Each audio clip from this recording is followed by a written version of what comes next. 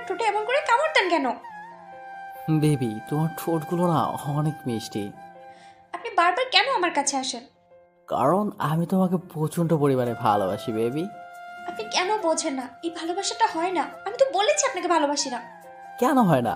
আমি কি দেখতে খারাপ নাকি তুমি আমাকে ভালোবাসো না বলো? আমি তো জানি তুমি আমাকে কতটা ভালোবাসো। আমি কাউকে ভালোবাসি না।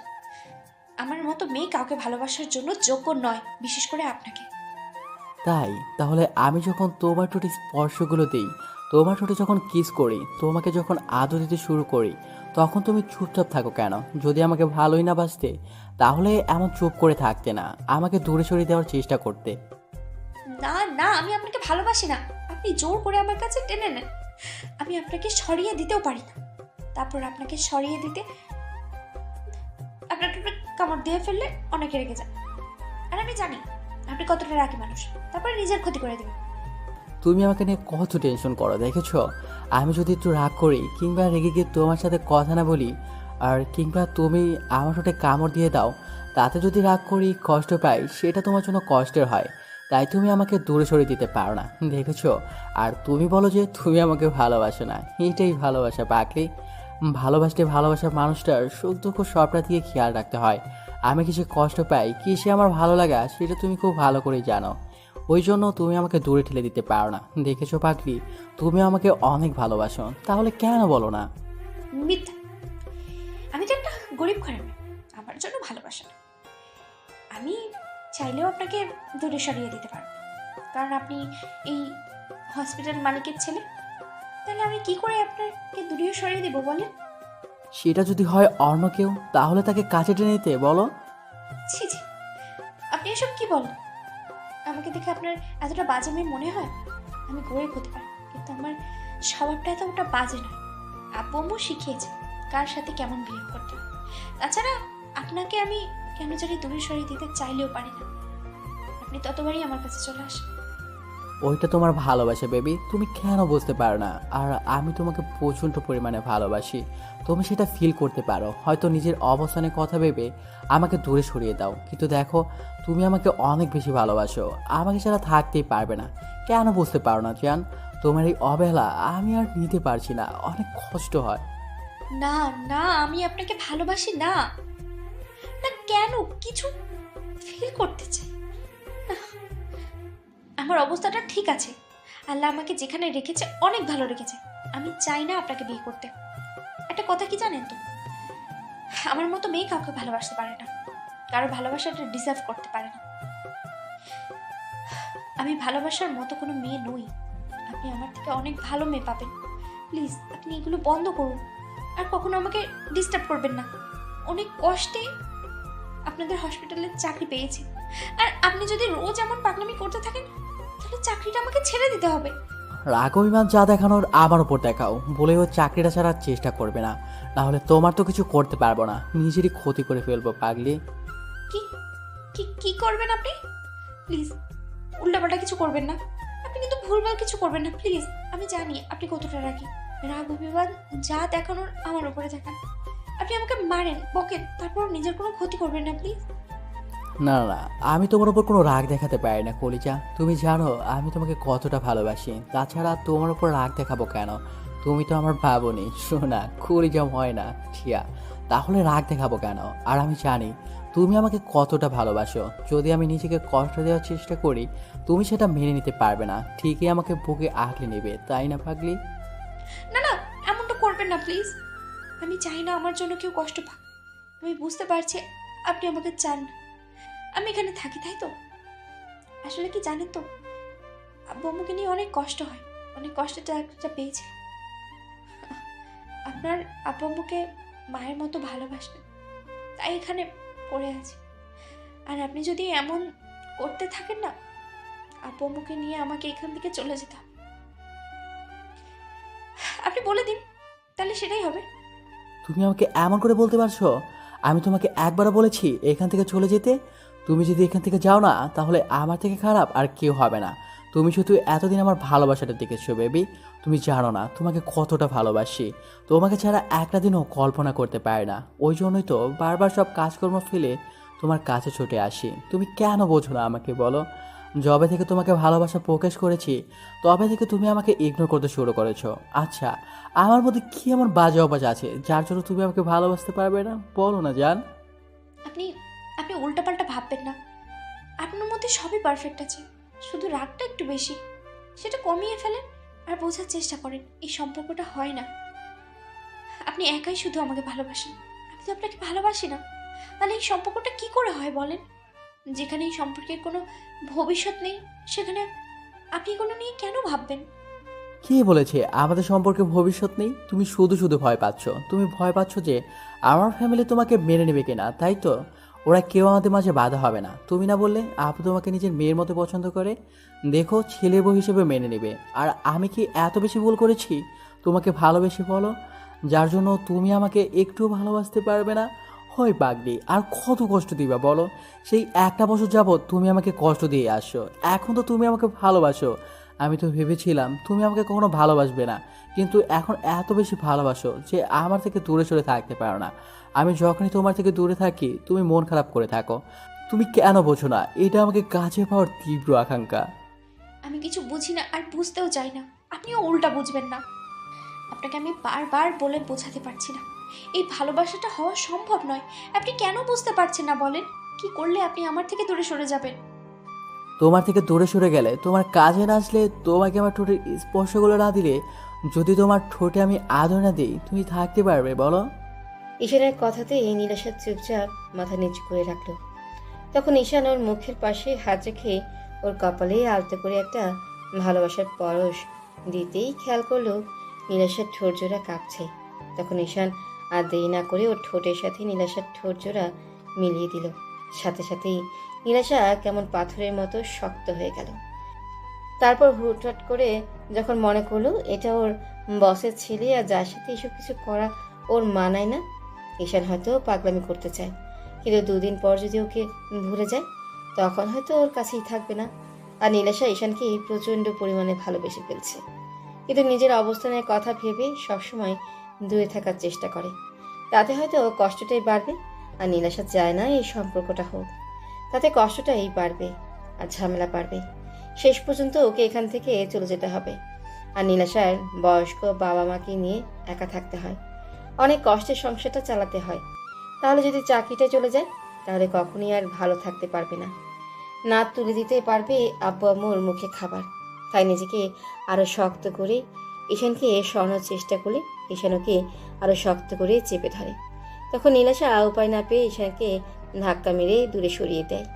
তারপর ঠাস ঠাস করে ওর গালে দুটা থাপ্পড় মেরে দিয়ে বলে, আসলেই আপনি অসভ্য লম্পট। না হলে বারবার একটা মেয়ে যেখানে আপনাকে অসহ্য মনে করে, সেখানে এত বেশি ঘৃণা করে, সেখানে আপনি এইভাবে আমার কাছে আসতেন না।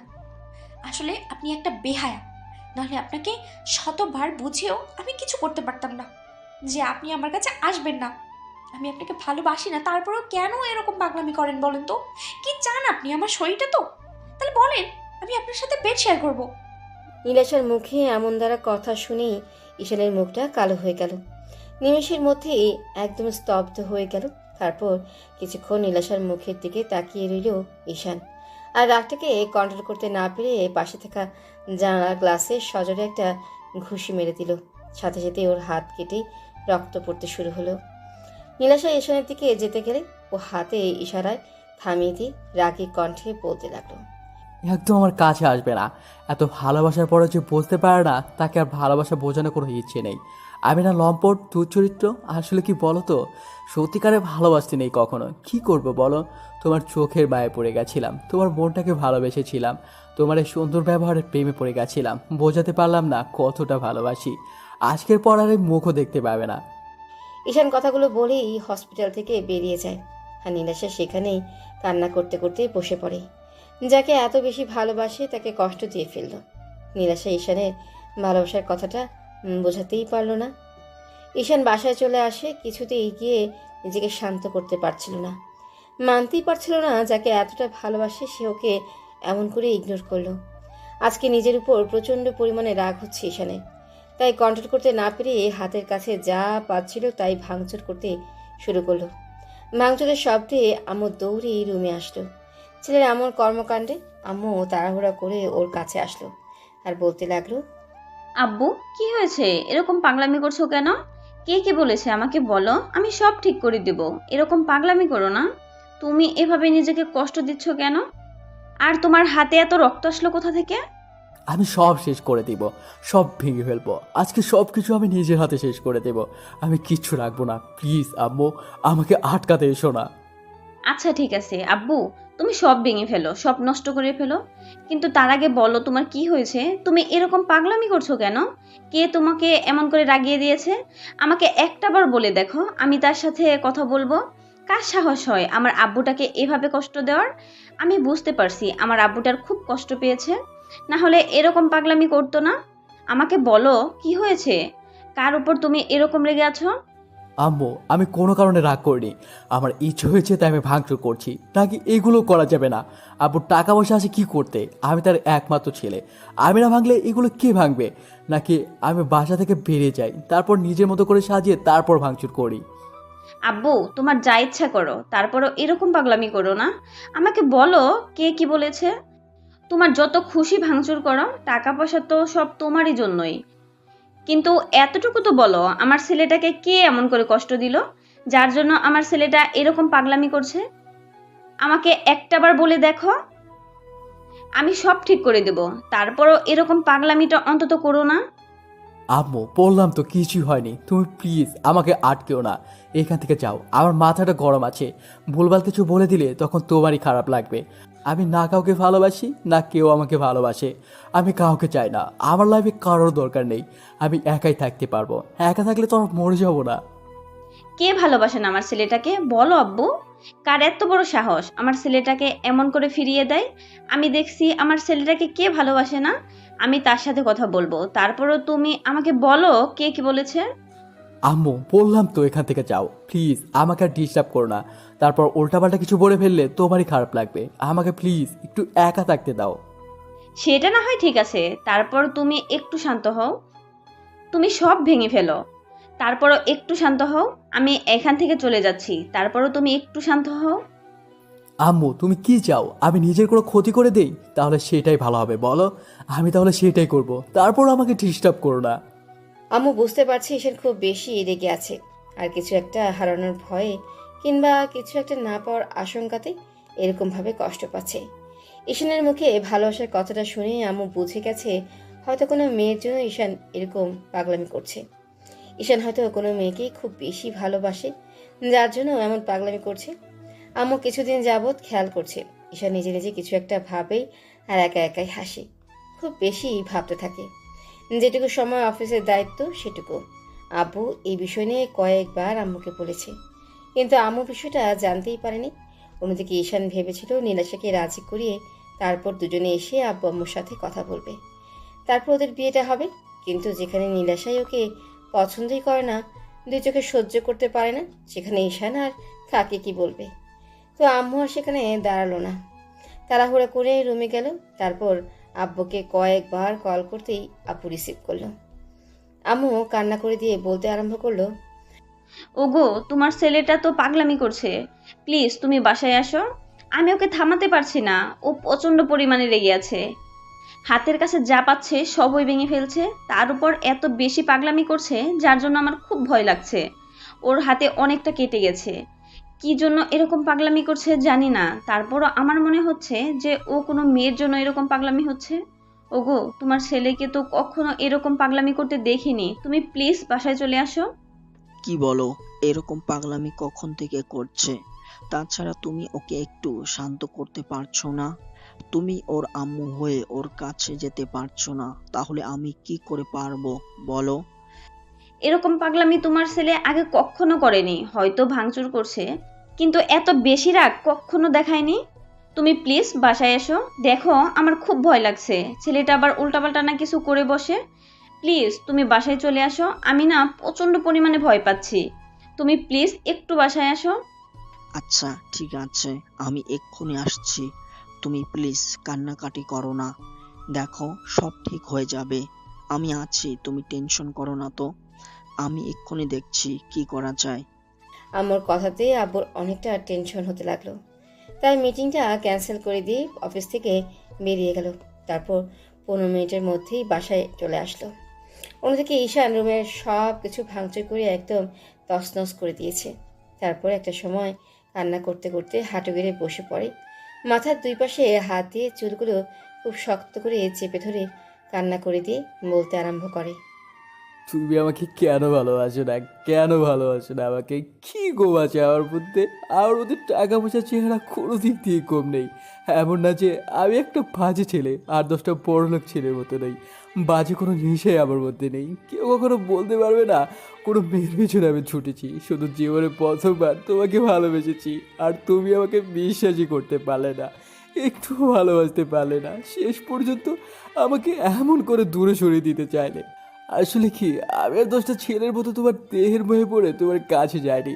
সত্যিকারের ভালোবেসেছিলাম তো, ওই জন্য আমাকে বিশ্বাস করতে পারলে না, তাই না? আমি আর কখনো তোমাকে ডিস্টার্ব করবো না। আমি তোমাকে অনেক বেশি ভালোবেসে অন্যায় করেছি, তো এই জন্য তুমি আমাকে কষ্ট দিতেছো তো দাও। তারপর যেদিন থাকবো না সেদিন বুঝতে পারবে এই পাগলটা তোমাকে পাগলের মতো ভালোবাসতো, পাগলের মতো। ঈশান কথাগুলো নিজে নিজেই বলছে আর কান্না করছে। এরই মাঝে আব্বু তাড়াহুড়া করে এই রুমে ঢুকলো। আম্মু পেছনে পেছনে আসলো। আব্বু এসেই ওর সামনে বসে পড়লো। কিছু বলতে যাবে তার আগে ঈশান বলতে আরম্ভ করলো। আমি বললাম না তোমরা আমাকে একা থাকতে দাও, আমাকে একটু ডিস্টার্ব করবে না। তোমরা বারবার কেন আমার কাছে আছে যাও? কি বোঝাতে চাইছো তোমরা আমাকে? কিচ্ছু বোঝাতে হবে না আমাকে, আমি তাকেই বোঝাতে পারিনি। প্লিজ এখান থেকে চলে যাও, প্লিজ। আচ্ছা, আমরা চলে যাব, কিন্তু কে কি বলেছে আমাকে বলো। কে তোমাকে এরকম কষ্ট দিয়েছে? কার জন্য এরকম করে ভাঙচুর করলে? আর তোমার হাতের এই অবস্থা কেন? তোমার আম্মু তোমার জন্য কত কান্নাকাটি করছে, তুমি বুঝতে পারছো না? কার ভালোবাসার জন্য তুমি এরকম পাগলামি করছো? আমাকে বলো, আমাদের ভালোবাসাটা কি তোমার কাছে কিছুই না? নাকি তোমার লাইফে অন্য কারো ভালোবাসাটা খুব বেশি প্রয়োজন? আমাকে বলো। না আব্বু, আমার কিছু হয়নি, আমি ঠিক আছি। নিজের উপরে রাগ করছি, যেখানে নিজেকেই বোঝাতে পারিনি সেখানে তোমাকে আর কি বোঝাবো? হ্যাঁ, তোমাদের ভালোবাসাটা আমার কাছে সব, কিন্তু আমার লাইফে অন্য কারো ভালোবাসাটা চাই। সেটা না পেলে আমার লাইফটা অপূর্ণই থাকবে। হ্যাঁ, আমি ওকে বোঝাতে পারিনি, ব্যর্থ হয়ে গেছি। প্লিজ তোমরা এখান থেকে যাও, আমাকে ডিস্টার্ব করো না। আমি একা থাকতে চাই, সারা জীবনের জন্য একা থাকতে চাই, একা থাকতে চাই। ঈশান কথাগুলো বলছে আর কান্না করছে। আব্বুকে শান্ত করার জন্য ওকে এক হাতে জড়িয়ে ধরে বলতে লাগলো। আমাকে বলো, কে কি বলেছে? কার জন্য এরকম পাগলামি করছো? আমি সব ঠিক করে দিব। কে আমার ছেলেকে ভালোবাসে না? আমার এত সুন্দর একটা ছেলেকে কে ভালোবাসে না? দেখি কার এত বড় সাহস। আমি তার সাথে জোর করে তোমার বিয়ে দিব। তারপর এরকম পাগলামি করো না। আমি তো জানি আমার ছেলে কতটা ভালো, তাই না? কে ভালোবাসবে না বলো আমাকে? আব্বু এরকম কথা শুনে ঈশানকে বুকে জড়িয়ে ধরে কান্না করতে লাগলো। তারপর বলতে আরম্ভ করলো। আব্বু, আমি নীলাজকে ভালোবাসি, প্রচণ্ড পরিমাণে ভালোবাসি, পাগলের মতো ভালোবাসি। ওকে ছাড়া আমি থাকতে পারবো না, প্রচণ্ড পরিমাণে কষ্ট হবে, হয়তো হয়তো মরেই যাব। তুমি ওকে বলো না আমাকে ভালোবাসতে। তুমি জানো আমি ওকে কতটা ভালোবাসি। আজকে 6টা বার যাবো তোকে বোঝানোর চেষ্টা করছি, আর ও আমাকে প্রতিনিয়ত ইগনোর করে চলেছে। ও কেন বোঝে না আমার কতটা কষ্ট হয়? আমি ওকে কি করে বোঝাবো বলো? আমি তোকে যেন থাকতে পারবো না, ও কেন বোঝে না, কেন? কি বলছো তুমি? কোন নীলাশাকে ভালোবাসো? আব্বু, ও আমাদের হসপিটালের নার্স, ওই মেয়েটাকে আমি ভালোবাসি। প্লিজ ওকে বলো না আমাকে একটু ভালোবাসতে। আমার লাইফে ওর ভালোবাসাটা খুব প্রয়োজন, আমি থাকতে পারবো না ওকে ছাড়া, প্রচণ্ড পরিমাণে কষ্ট হবে আমার। তুমি ওকে একটু বুঝিয়ে বলো না। কি বলছো এগুলো? ও তো সামান্য একটা মেয়ে, তার উপর ও আমাদের হসপিটালের নার্স। তুমি কি বলছো এগুলো?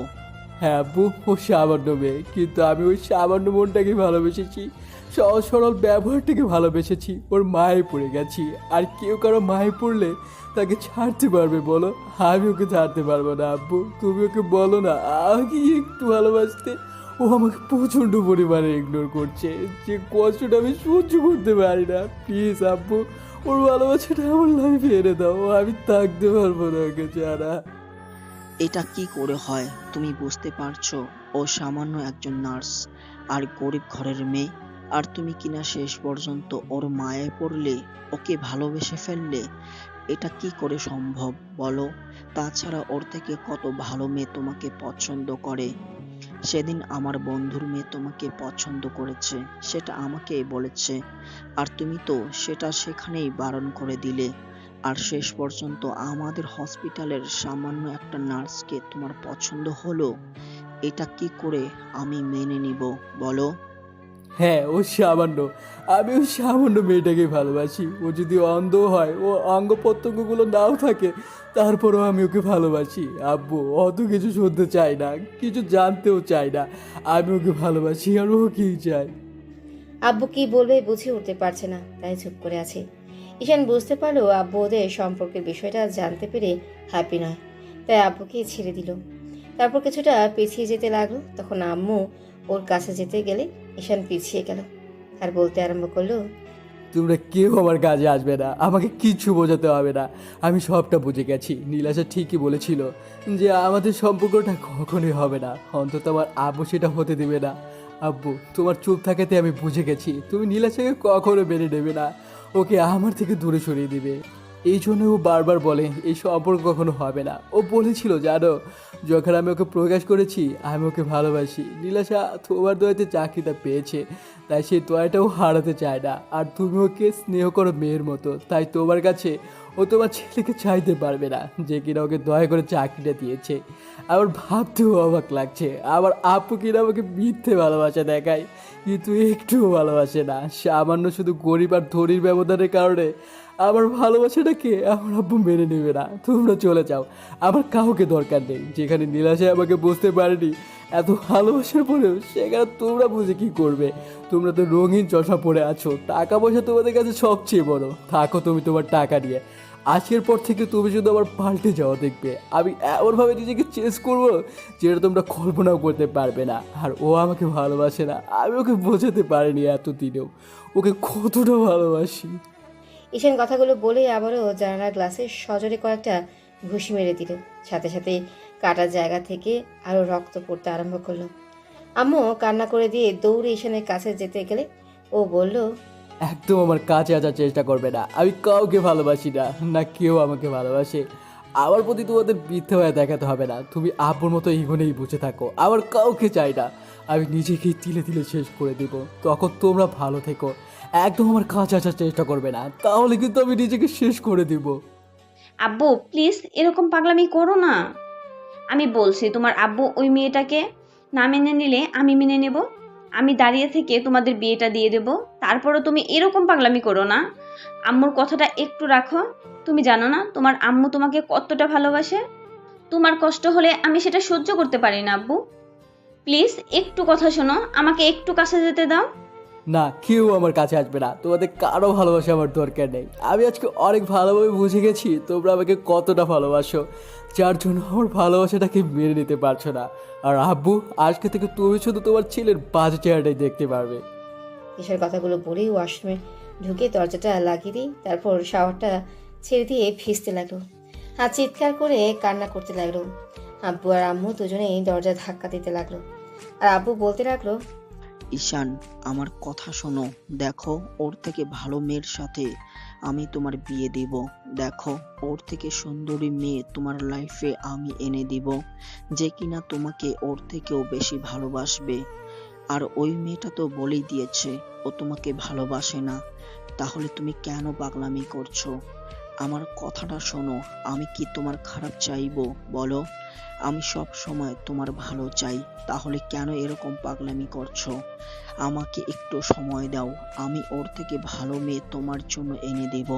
ওর থেকে ভালো মেয়ে আমার দরকার নেই, আমার ওকেই চাই। যেখানে আমি নীলাশাকে বোঝাতে পারিনি, সেখানে তোমাদের কি করে বোঝাবো?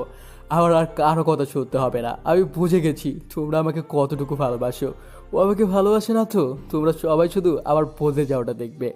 আমি যে বুকে ওর জন্য ভালোবাসা জন্ম দিতে পারি, সেই বুকে ওর জন্য প্রচণ্ড পরিমাণে অবহেলার ঘৃণাও জন্ম দিতে পারি। ও আজকে থেকে আমার পাল্টে যাওয়া দেখবে। আমি ওকে কত বেশি ইগনোর করতে পারি।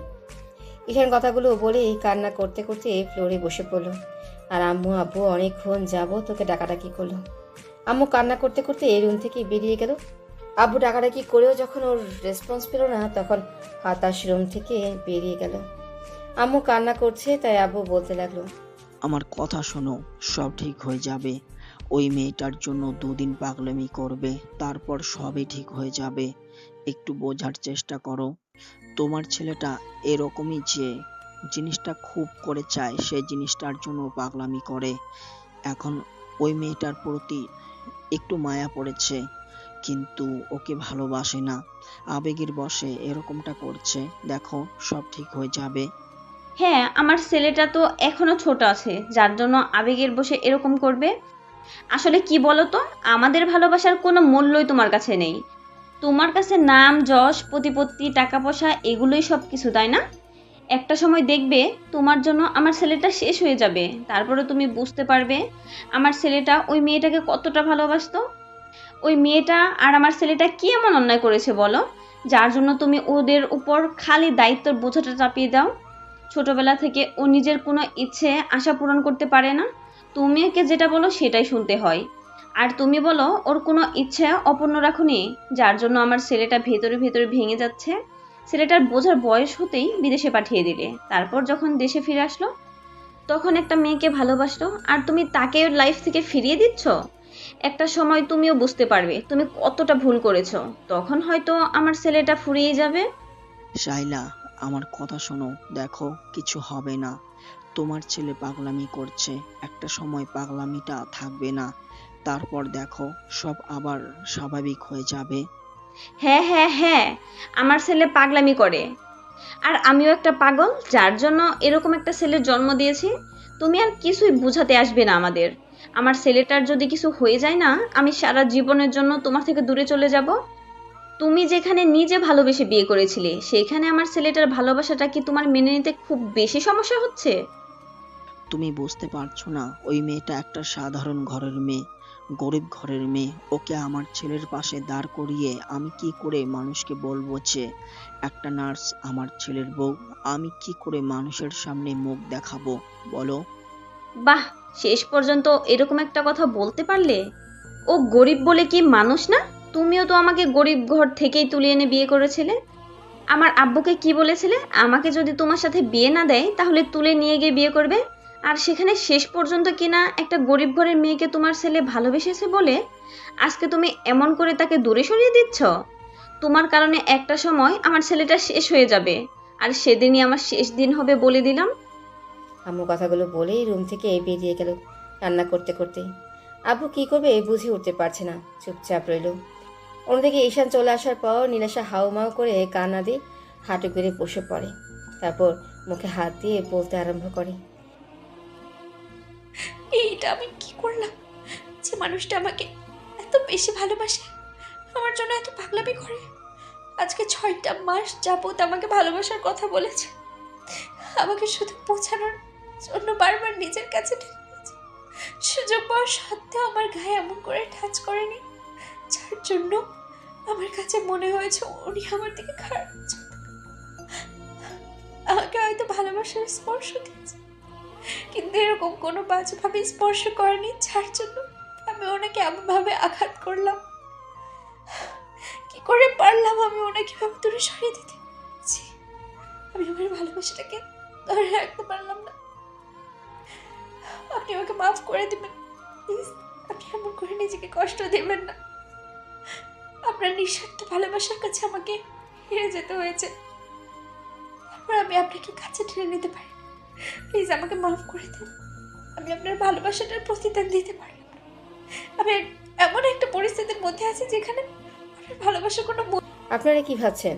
বলা নেই কওয়া নেই, হুটহাট কি হচ্ছে এসব? ঈশান আর নীলাশার কথাতে হয়তো সেটা একটু হলেও বুঝতে পেরেছেন। নীলাশা ঈশানদের হসপিটালের সাধারণ একজন নার্স। ঈশান যেদিন নীলাশাকে প্রথম দেখেছিল সেদিনই ওর প্রেমে পড়ে গিয়েছিল। বাইকে ছোটোখাটো অ্যাক্সিডেন্টে পড়ে হাতটা অনেকটাই ছিলে যায়, তারপর ব্যান্ডেজ করার জন্য ওদেরই হসপিটালে আসে। এর আগে ঈশান কখনোই বলেনি এটা ওদের হসপিটাল, কিংবা ওইখানে গিয়ে কোনোভাবে নিজেকে প্রেজেন্ট করেনি। ঈশান হসপিটালে আসার পর একটা নার্স এসে ওর হাতে ব্যান্ডেজ করতে আরম্ভ করছিল, আর হুটহাট করে কেউ একজন এসে ঈশানের হাতটা ব্যান্ডেজ করতে থাকে। তখন ঈশানও মেয়েটার দিকে অপলক নয়নেই তাকিয়েছিল। ও ভাবতে পারেনি একটা মেয়ে এত সুন্দর হতে পারে। মেয়েটার মুখে একটা মায়া মায়া ভাব আছে। ঈশান সেদিন ড্যাব ড্যাব করে নীলাশার দিকে তাকিয়েছিল। তারপর ব্যান্ডেজ করা হয়ে গেলে নীলাশাও ঈশানের মুখের দিকে এক ধ্যানে তাকিয়েছিল। তারপর একটা সময় বেশ খানিকটা লজ্জা পেয়ে বলেছিল, এভাবে তাকিয়ে না থেকে এখন হাতের দিকে তাকান, দেখুন সব ঠিক হয়ে গেছে। এখন একটা ইঞ্জেকশন পুশ করলেই সব ঠিক হয়ে যাবে। হেই, না না না, আমি কোনো ইঞ্জেকশন নিতে পারবো না। আমার ওগুলো কোনো দরকার নেই। আমি এমনিতেই ঠিক আছি। কেন ইঞ্জেকশন নিতে পারবেন না কেন?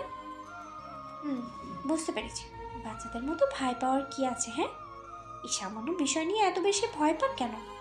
বড় দামড়া ছেলে, ইঞ্জেকশন দেখলে হাত পা ছুটতে থাকেন কেন? হ্যাঁ, সাধারণ একটা বিষয়ে এত বড় একটা সুচ ফোটালে ভয় লাগবে না বলেন? ভালো একটা জায়গাতে ফুটো করে কিসব উল্টোপাল্টা জিনিস শরীরে ঢুকিয়ে দেন। এসবের কোনো প্রয়োজন নেই। আমার শরীর এমনিতেই ফিট অ্যান্ড ফাইন আছে, তাই শ্বশুরকে ব্যস্ত করার কোনো দরকার নেই। আমাকে এভাবে টর্চার করবে না তো। কিচ্ছু হবে না, চুপ করে বসুন, এখানে দেখুন সব ঠিক হয়ে যাবে। তো ঈশান চলে আসতে গেলে তখন ঈশানের বন্ধুরা আবারও ওকে জোর করে সেখানে বসিয়ে দেয়। তারপর নীলাশা একটা ইঞ্জেকশন এনে ঈশানের হাতে পুশ করে দিতেই ঈশান চিৎকার করে ওঠে আর বাচ্চাদের মতো ফুপিয়ে কান্না করে দিয়ে নীলাশাকে জড়িয়ে ধরেছিল। ঈশানের ওরকম একটা কর্মকাণ্ডে নীলাশা হতবাক হয়ে গিয়েছিল। ওর শরীরের মধ্যে বিদ্যুৎ খেলে গিয়েছিল। তারপর যখন ঈশান বুঝতে পেরেছিল নার্স মেয়েটাকে জড়িয়ে ধরেছে, তখন খেয়াল করে মেয়েটাকে বেশ লজ্জা পেয়ে গেছে।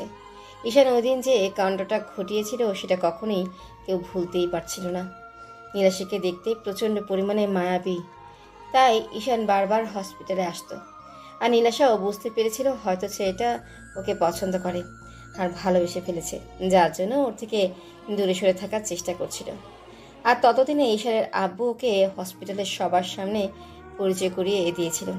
তারপর ঈশানের রোজ হসপিটালে আসে আর নীলাশাকে মনের কথাগুলো বোঝানোর চেষ্টা করে। তাই প্রতিনিয়ত ও নীলাশার কাছে আসার চেষ্টা করে। তারপর যখন নীলাশা দূরে সরে যাচ্ছিল তখন ঈশান ওকে প্রপোজ করে বসে। তখন ও বলেই, দেখেন, আমার দ্বারা আপনাকে ভালোবাসাটা সম্ভব না। আপনি অনেক বড় লোকের ছেলে, আপনার মুখে এসব ভালোবাসার কথা মানায় না। তার উপরে আমার মতো একটা গরিবের জন্য তো নয়, শুধু শুধু এসব কথা বলে নিজেকে একটা হাসির পাত্র বানাবেন না। দেখো, আমি তোমাকে সত্যিই ভালোবাসি, তুমি কেন বুঝতে চাইছো না? তাছাড়া বড়লোকের ছেলেরা কি ভালোবাসতে পারে না? নাকি আমাদের মন বলতে কিছুই নেই? তুমি হয়তো আমাকে 8-10টা বড়লোক ছেলের মতো ভাবছো। ভেবেছো আমি তোমাকে ভালোবেসে নিজের কাছে টেনে নিয়ে নিজের প্রয়োজন মিটিয়ে তারপর দূরে সরিয়ে দেব। তেমনটা কখনোই হবে না। আপনি আমার সম্পর্কে জানেন না, তাই আপনার এই ভালোবাসাটা উপচে উপচে পড়ছে। যখন জানতে পারবেন তখন আপনার এই ভালোবাসাটা আর থাকবে না। তাই বলছি, আপনি এখনই এখান থেকে চলে যান। আপনাকে আর ভালোবাসা দেখাতে হবে না। আপনি আপনি জানেন না, আমি একটা গরিব পরিবারের মেয়ে। আপনি যদি আমার সম্পর্কে জানতেন তাহলে কখনোই এই ভালোবাসার কথাটা আমাকে বলতে পারতেন না। তুমি কেমন আমি সেটা জানতে চাই না। তুমি কোন পরিবার থেকে এসেছো, তোমার ব্যাকগ্রাউন্ড কি, কয়টা ছেলের সাথে রিলেশন করেছো, আমি কি এইসব ইন্টারভিউ দিতে বলেছি?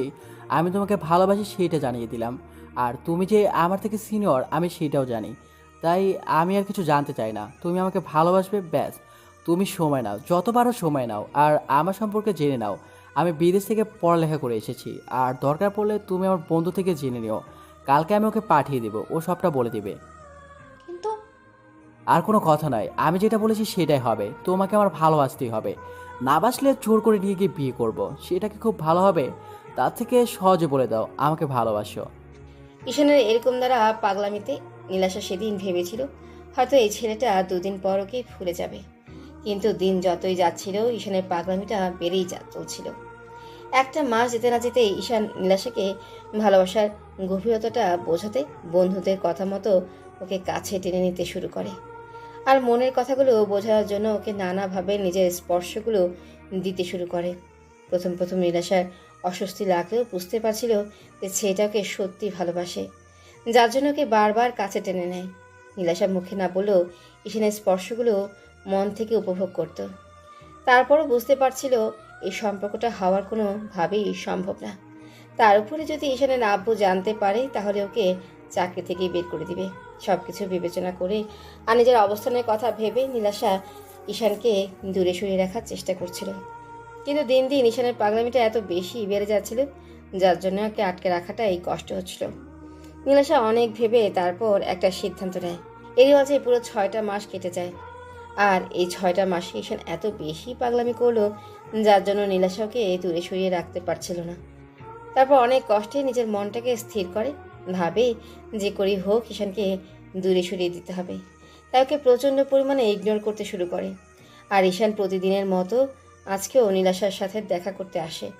তারপর যখন ওর সাথে কথা বলছিল তখন নীলাশা ঈশানকে এড়িয়ে যাচ্ছিল। তখন ঈশান ওকে একটা ফাঁকা রুমে নিয়ে যায় আর নীলাশাকে কাছে টেনে নেয়। তারপর ওদের মাঝে কী কথা হলো সেটা তো আপনারা জানতেই পারলেন। ঈশানের সাথে এমন একটা মিসবিহেভ করে নীলাশা আর হসপিটালে থাকতে পারলো না। কান্না করতে করতে বাসায় চলে গেল। তারপর সারাটা দিন রুম থেকে বেরোলোই না। অন্যদিকে ঈশান 2 ঘন্টা যাবৎ শাওয়ার নিয়ে চোখের পানিগুলো শাওয়ারের সাথে এক করে দিল। তারপর ওয়াশরুম থেকে বেরিয়ে আসলো। আজকে যাকে এত বেশি ভালোবাসলে তাকে বোঝাতেই পারলো না, তাই বুকের ভেতর প্রচণ্ড পরিমাণে যন্ত্রণা হচ্ছিল। তাই আর বাসাতে থাকতে পারলো না। কোনো রকমে শুকনো কাপড়গুলো পরে বাসা থেকে গাড়ির চাবিটা নিয়ে বেরিয়ে পড়লো। যাওয়ার সময় আম্মু পেছন থেকে কয়েকবার ডাকলো, ঈশান শুনল না। ঈশান একটা বারে চলে আসে আর গিয়ে এই গলায় ঢালতে শুরু করলো। ঈশানের ড্রিঙ্কস করার অভ্যাস নেই, কিন্তু দেশে ফিরে বন্ধুদের জোড়াজড়িতে একদিন পার্টিতে একটু খেয়েছিল। সেদিন মনে হয়েছিল বুকের ভেতরটা জ্বলে পুড়ে ছারখার হয়ে যাচ্ছিল। ভেবেছিল এগুলো মানুষ কী জন্য খায় সেটা বোঝার চেষ্টা করছিল, কিন্তু আজকে মনে হচ্ছে এগুলো খেয়েই নিজেকে শান্ত করে রাখতে পারবে। ঈশান একের পর এক গলায় ঢেলে চলেছে, কিছুতেই বুকের যন্ত্রণাটা কমছে না। ঈশান ড্রিঙ্কস করতে করতে এতটাই মাতাল হয়ে গেল, যার জন্য ওর মধ্যে আর কোনো হিতাহিত জ্ঞান নেই। ও টেবিলে শুয়ে পড়ে আর বলতে আরম্ভ করে, কেউ আমাকে ভালোবাসে না, আর আমি কাউকে ভালোবাসি না। আমি ওকেই বোঝাতে পারিনি কতটা ভালোবাসি। যেখানে আমাকে মেয়েরা চোখে হারায় সেখানে তুমি আমাকে এমন করে দূরে সরিয়ে দিলে। নিজের মায় ফেলে ভালোবাসা শিখে এখন ভালোবাসাটা বসে চলে না। তোমার কাছে আমি এতই তুচ্ছ হয়ে গেছি যার জন্য আমাকে ভালোবাসতে পারবে না। আমি তো একটা বাজ ছেলে। এখন থেকে বাজ ছেলেটা আর তোমাকে ডিস্টার্ব করবে না। এখন থেকে আর একটু ডিস্টার্ব করবে না, দেখো। ঈশান কথাগুলো বলতে বলতেই সেখানেই ঘুমিয়ে পড়ল। তো রাত 1টা বেজে যাচ্ছে, তারপরও ঈশান বাসায় ফিরছে না। আম্মু কান্না করে পুরো বাসা মাথায় তুলে ফেলেছে। আব্বু বারবার বলছে, শাইলা, শান্ত হও। তোমার ছেলে একটু পরেই বাসায় চলে আসবে। তুমি কান্নাকাটি করছো কেন? কিছু হবে না। তুমি শুধু শুধু পাগলামি করছো। আর একটাও কথা বলবে না। এরপরও তোমার মুখ দিয়ে কথা বেরোচ্ছে? এত কিছুর পরও তুমি নিজেকে স্বাভাবিক রাখতে পারছো? আমার ভাবতেও অবাক লাগছে। তুমি কি না এরকম ভাবে নিজেকে স্বাভাবিক রাখতে পারছো? আসলে ছেলেটা তো আর তোমার নয়, আমার। ওই জন্যই আমি নিজেকে স্বাভাবিক রাখতে পারছি না। আম্মুর কথায় দেওয়ার মতো উত্তর আব্বুর কাছে নেই। এটা ঠিক যে উনি শুধু স্ট্যাটাসের কথা ভেবে নিরাশাকে ওনার ছেলে থেকে দূরে সরিয়ে রাখছে। তো আম্মু অনেকক্ষণ যাবৎ কান্না করলো। তারপর যখন আব্বু চুপ করে রইলো তখন আম্মু ঈশানের বন্ধু রাজকে কল করলো। তারপর কান্না করে সবটা বললো। সব শোনার পর রাজ বাসা থেকে বেরিয়ে ঈশানকে এদিকে ওদিকে খুঁজতে লাগলো। তারপর যখন পাচ্ছিল না তখন ভাবলো ঈশান সেদিন যে বারে গিয়েছিল হয়তো ওখানটায় থাকতে পারে। রাজ বারের একটা ওয়েটারকে কল করে জানতে পারলো ঈশান ওখানেই আছে। রাজ তাড়াহুড়া করে বারে চলে যায়। তারপর গিয়ে দেখে ঈশান পুরো মাতাল হয়ে গেছে। না কোনো সেন্স আছে না কোনো কথা বলছে। ও কোনো রকমে বিলটা দিয়ে তারপর নিয়ে বাসার উদ্দেশ্যে চলে যায়। আধ ঘন্টা পর বাসায় পৌঁছে কলিং বেল দিলেই আম্মু দরজাটা খুলে দেয়। রাজের কাঁধে ঈশানকে দেখে আম্মু কান্না জুড়ে দেয়। তখন রাজ বলতে আরম্ভ করে, আন্টি প্লিজ কান্নাকাটি করবেন না। দেখেন সব ঠিক হয়ে যাবে। হয়তো বিষয়টা নিয়ে রাগ করে আছে তাই ড্রিঙ্কস করছে। সব দোষ ওর আব্বুর। ওনার জন্যই সবটা হয়েছে। একটা সময় দেখবে আমার ছেলেটা ওর আব্বুর জেদের জন্যই শেষ হয়ে যাবে। ওর আব্বুর রাগ অভিমান জেদ শেষ হবে না। উনি স্ট্যাটাসের কথা ভেবে আমার ছেলেটার ভালোবাসা বারবার দূরে সরিয়ে দিচ্ছে। তুমি দেখো, তোমার এই রাগ অভিমানের জন্যই আমার ছেলেটা একটা সময় মারা যাবে। তার জন্য একমাত্র দায়ী থাকবে তুমি। রাজ ঈশানকে নিয়ে রুমে শুয়ে দিতেই আম্মু গিয়ে কিছুক্ষণ পর ওর পাশে বসে কান্না করলো। আর রাজ দাঁড়িয়ে রইল। আম্মুর ঈশানের জুতোটা খুলে দিয়ে এসিটা ছেড়ে দিয়ে ওর শরীরে একটা চাদর টেনে দিয়ে কান্না করতে করতে বেরিয়ে গেল। আর রাজ জিজ্ঞেস করতে লাগলো, আন্টি আমি জানি না ঈশান কী জন্য এমন করেছে, তবে মনে হচ্ছে অনেক কষ্ট পেয়েছে, তাই সে উল্টাপাল্টা জিনিস খেয়েছে। যদি কিছু মনে না করেন তাহলে আমাকে বলেন, যদি কোনো সমস্যা হয় আমি চেষ্টা করব আমার সর্বোচ্চ দিয়ে সমাধান করার। আমি তোকে বেস্ট ফ্রেন্ড ভাবি, ও আমাকে বেস্ট ফ্রেন্ড ভাবে, তাহলে আমার বেস্ট ফ্রেন্ডের এরকম একটা অবস্থা কী করে আমি চুপচাপ থাকবো বলে? আম্মু কান্না করতে করতে সবটাই বলল রাজকে। ও মাথা নিচু করে রইল, তারপর বলতে লাগলো, আন্টি, আমি এই বিষয়টা জানতাম না, আর ঈশানকে বারণ করেছিলাম এই মেয়েটাকে ভালো না বাসতে, ওর কাছে না যেতে। তারপর ওর মায়া জড়িয়ে গেছে। আমি জানি আঙ্কেল এরকম কিছু করতে পারে, তাই ওকে আগেই বারণ করেছিলাম, কিন্তু ঈশান আমার কোনো কথা শোনেনি। কি করবে বলেন? ভালোবাসাটা তো আর বলে কয়ে হয় না, হয়ে গেছে। আর ঈশান যখন বুঝতে পেরেছে তখন এরকম পাগলামিটা করেছে।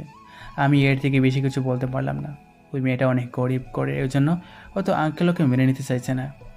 আম্মু কান্না করতে লাগলো। তখন রাজ নিরুপায় হয়ে বাসা থেকে বেরিয়ে গেল। অন্যদিকে নীলাশা সারা রাত আর ঘুমাতেই পারল না, কান্না করে বালিশ ভেজালো।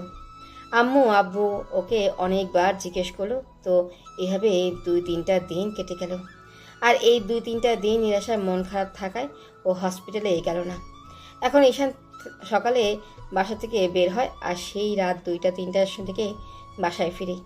হয়তো আব্বু না হলে রাজ ওকে বাসায় দিয়ে যায়। ঈশান প্রচণ্ড পরিমাণে ড্রিঙ্কস করতে শুরু করেছে। তার উপর যদি ওর আব্বু কিংবা আম্মু বারণ করে, আবার সেই ভাঙচুর করতে শুরু করে দেয়, নিজেকে কষ্ট দেওয়ার চেষ্টা করে। এরই মাঝে ঈশান কয়েকবার হাত কেটে ফেলেছে, নিজেকে শেষ করে দেওয়ার চেষ্টা করেছে। ছেলের এমন অধপতন দেখে আম্মু প্রচণ্ড পরিমাণে কান্না করে, আর বারবার আব্বুর কাছে রিকোয়েস্ট করে বলে মেয়েটাকে মেনে নিতে। আর আব্বু তার উল্টো কাজটা করলো। এসব জানতে পারলে ঈশানের আব্বুর প্রতি যতটুকু ভালোবাসা ছিল সেটুকু শেষ হয়ে যাবে। তো আফজাল সাহেব অনেক ভেবে চিন্তে হসপিটালে আসে। তারপর নীলাশাকে ডেকে পাঠায়। নীলাশা অনুমতি নিয়ে ঢুকে, তারপর ওনার সামনে দাঁড়িয়ে বলে, আঙ্কেল আমাকে ডেকেছেন? হ্যাঁ ডেকেছি, আর তোমাকে কি জন্য ডেকেছি সেটা তুমি জানো। তুমি তো খুব ভালো আছো, তাই না এরকম একটা নাটক করে? নীলাশা মাথা নিচু করে রইল। ও জানে আফজাল সাহেব ওকে কি জন্য ডেকেছে। নীলাশা কিছুক্ষণ চুপ করে থেকে বলতে আরম্ভ করলো, আঙ্কেল, আমি জানি আপনি আমাকে ভুল বুঝেছেন, কিন্তু আমি আপনার ছেলের পাগলামিতে কোনো সায় দেইনি। আমি জানি এই সম্পর্ক হবার নয়, আর আমি একটা গরিব মেয়ে। আমি কি করে আপনার ছেলের বউ হতে পারি, ওই স্বপ্নটা আমি কখনো দেখিনি। আমি আপনার ছেলেকে ফিরিয়ে দেওয়ার চেষ্টা করেছিলাম, কিন্তু উনি বারবার পাগলামি করেছে। তার জন্য যদি আপনি আমাকে শাস্তি দেন কিংবা চাকরি থেকে বের করে দিতে চান তো দিতে পারেন। আমি এখান থেকে অনেক দূরে চলে যাব। তাও আমি তোমাকে চাকরি ছেড়ে যেতে বলিনি, কিন্তু তুমি ওর সাথে কোনো কাজে সায় দেবে না যাতে আমার সম্মানটা ডুবে যায়। আমি তোমাকে এখানে চাকরি দিয়েছি, তার মানে এই না যে তুমি সেটার সুযোগ নিয়ে আমার ছেলের দিকে হাত বাড়াবে। আঙ্কেল, আমার আব্বু আম্মু তেমন কোনো শিক্ষা দেয়নি। ওরা আমাকে শিখিয়েছে কার স্থান কোথায়। আমি আমার স্থানটা খুব ভালো করেই জানি। সামান্য একজন নার্স। আমার সাজে না আপনার ছেলেকে নিয়ে স্বপ্ন দেখা। আমি যেখানে নিজেকে নিয়ে স্বপ্ন দেখতে ভুলে গেছি, সেখানে এত বড় স্বপ্নটা দেখা আমার জন্য অনেক অপরাধ হবে। তাই আমি এগুলো ভাবি না। আপনার যদি আমার কথাগুলো বিশ্বাস না হয়, তাহলে আপনি আমাকে শাস্তি দিতে পারেন স্যার। আফজাল সাহেব আর কিছু না বলেই কেবিন থেকে বেরিয়ে যেতেই নীলাশা কান্না করতে করতে দেয়ালের সাথে পিঠ ঠেকিয়ে নিজে বসে পড়ল, আর বলতে লাগলো, সব দোষ আমার জন্যই সবটা হয়েছে। আমি যেখানে যেখানে যাই সেখানেই একটা না একটা ঝামেলা পাকাই। আল্লাহ কি জন্য যে সাদা চামড়াটা আমাকে দিতে গেল। এর থেকে তো আমার চেহারাটাই ভালো ছিল, তাতে অন্তত ছেলেরা আমার দিকে নজর দিত না। এই সুন্দর চেহারাটা আমার জন্য কাল হয়ে দাঁড়াতো না। হয়তো গরিবের পদ্ম ফুল হয়ে জন্ম নিয়েছে। এই পদ্ম ফুলটা যতটা সুন্দর হোক, কেউ তুলে বাসায় নিয়ে যাবে না। আল্লাহ যে মানুষটার কপালে আমি নেই, তাকে আমার জন্য কষ্ট দিও না। আমার কথাটা ছেড়ে দিও, তুমি অন্তত ওনাকে কষ্ট দিও না। আমি এগুলো সহ্য করতে পারছি না। তুমি এর শেষ কোথায় বলে দাও আমাকে। এভাবে পুরো একটা মাস কেটে গেল। এরই মাঝে ঈশা নিজের বেহাল দশা করে ফেলেছে, পুরো পাগল হয়ে গেছে। এদিকে ওদিকে দৌড়ে বেরিয়েছে, আর সেদিনের পর থেকে ঈশান আর হসপিটালে যায়নি। এরই মাঝে কয়েকবার ঈশানের সাথে নীলাশার রাস্তায় দেখা হয়েছে। ঈশান ওকে খেয়ালই করেনি, কিন্তু নীলাশা ওকে দেখলেই নিজেকে আড়াল করে রেখেছে। নীলাশা খুব কাছ থেকে দেখেছে আগে সেই হ্যান্ডসাম স্মার্ট স্টাইলিশ ছেলেটা কেমন যেন পাগলের মতো হয়ে গেছে। চুলদারি বড় হয়ে গেছে আর একদম দেবদাস হয়ে গেছে। পাগলের মতো ঘোরাফেরা করে, তার উপর সবসময় হাতে সিগারেট থাকে। আম্মু রোজ কান্না করে ঈশানকে বোঝানোর চেষ্টা করে। অন্যদিকে আফজাল সাহেবের মনটা সেই পাথর হয়েই আছে। ছেলে এরকম একটা অবস্থা উনি মুখ বুজে সহ্য করে যাচ্ছে, আর আম্মু ওনাকে বলতে বলতে ক্লান্ত হয়ে গেছে। বুঝতে পারে উনি কখনোই ওদের সম্পর্কটা মেনে নেবে না, তাই শেষে আম্মু আব্বুকে বোঝানোটা বন্ধ করে দেয়। আম্মু প্রতিদিন সকালে ঈশানের রুমে গিয়ে দেখে ঈশান ঘুমাচ্ছে, নাহলে উঠে বসে আছে আর কিছু একটা ভাবছে। প্রতিদিনের মতো আজকে রুমে আসে, দেখে ঈশান সিগারেট খাচ্ছে। আম্মু আসতে ঈশান সিগারেটটা ফেলে দিল। তখন আম্মু বলতে লাগলো,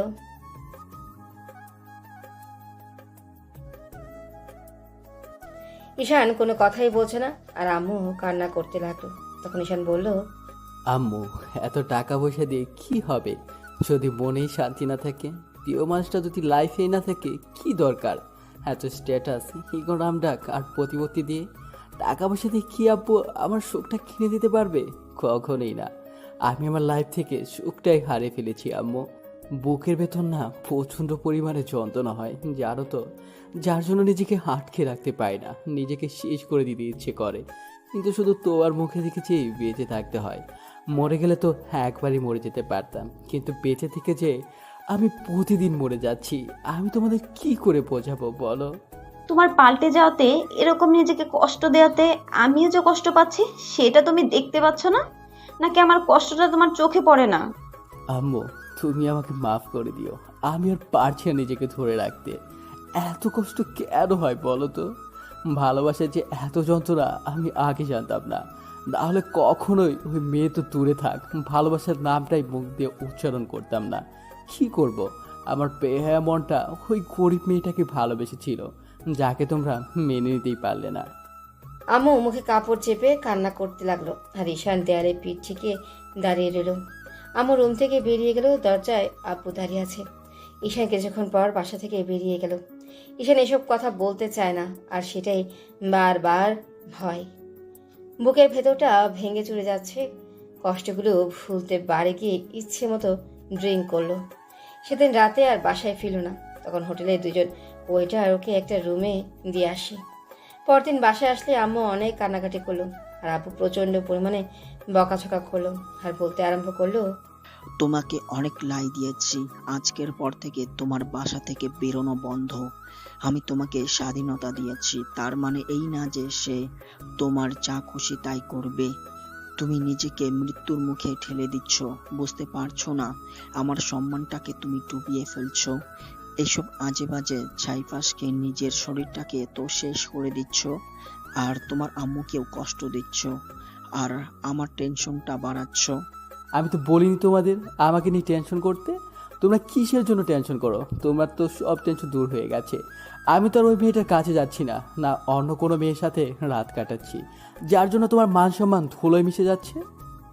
আব্বু ঈশানের এরকম দ্বারা কথাটা শুনে রেগে ঠাস ঠাস করে ওর গালেই দুইটা থাপ্পড় মেরে দিল। ঈশান আর রাগটাকে কন্ট্রোল করতে না পেরে পাশে থাকা একটা কাঁচের গ্লাস হাতে নিয়ে দেয়ালের সাথে জোরে সরে কয়েকটা ঘুষি দিল, আর বলতে আরম্ভ করলো, বাসা থেকেও তোমার জন্য বেরোবো না, সেটাই ঠিক হবে তো? তাহলে থাকবো, বাসার মধ্যে এখন থেকে থাকবো। ঈশান রুমে গিয়ে দরজা সজোরে লাগিয়ে দিল। আম্মু দরজার সামনে গিয়ে কিছুক্ষণ কান্নাকাটি করলো আর ডাকাডাকি করতে লাগলো। ঈশান আরও কথাই শুনলো না। ও এই একটা মাসে পুরো পাগলের মতো হয়ে গেছে। অন্যদিকে রাজ এই বিষয়টা নীলাশাকে জানিয়েছে, কিন্তু ও নিরুপায়, কী বা করতে পারে। উল্টো যখন ঈশানের কথা মনে হয় তখন প্রচণ্ড পরিমাণে কান্না করে, কাউকে বলতেই পারে না। আব্বু আম্মু ওকে এরকম চুপচাপ থাকতে দেখে ওকে অনেকবারই জিজ্ঞেস করেছে কি হয়েছে। নীলাশা তারপরেও কিছু বলেনি।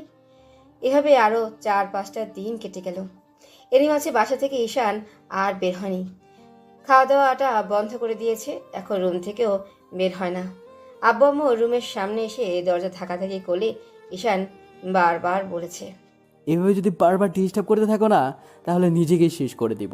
তাহলে করো ডিস্টার্ব, তোমরা কেউ আমাকে ডিস্টার্ব করবে না। আর যদি বেশি ডিস্টার্ব করো তাহলে পৃথিবী থেকেই চলে যাব, যেখানে গেলে আর খুঁজেই পাবে না। ঈশানের এখন শরীরে বেহাল অবস্থা, শরীরে যেন আর কোনো শক্তি অবশিষ্ট নেই। তারপরও রুমের মধ্যে শুয়ে বসে সিগারেট খায়। আম্মু ঈশানের কর্মকাণ্ডের জন্য শুধু আব্বুকে দায়ী করছে। সেই কবে থেকেই আম্মু আব্বুর সাথে কথাগুলো বলা বন্ধ করে দিয়েছে।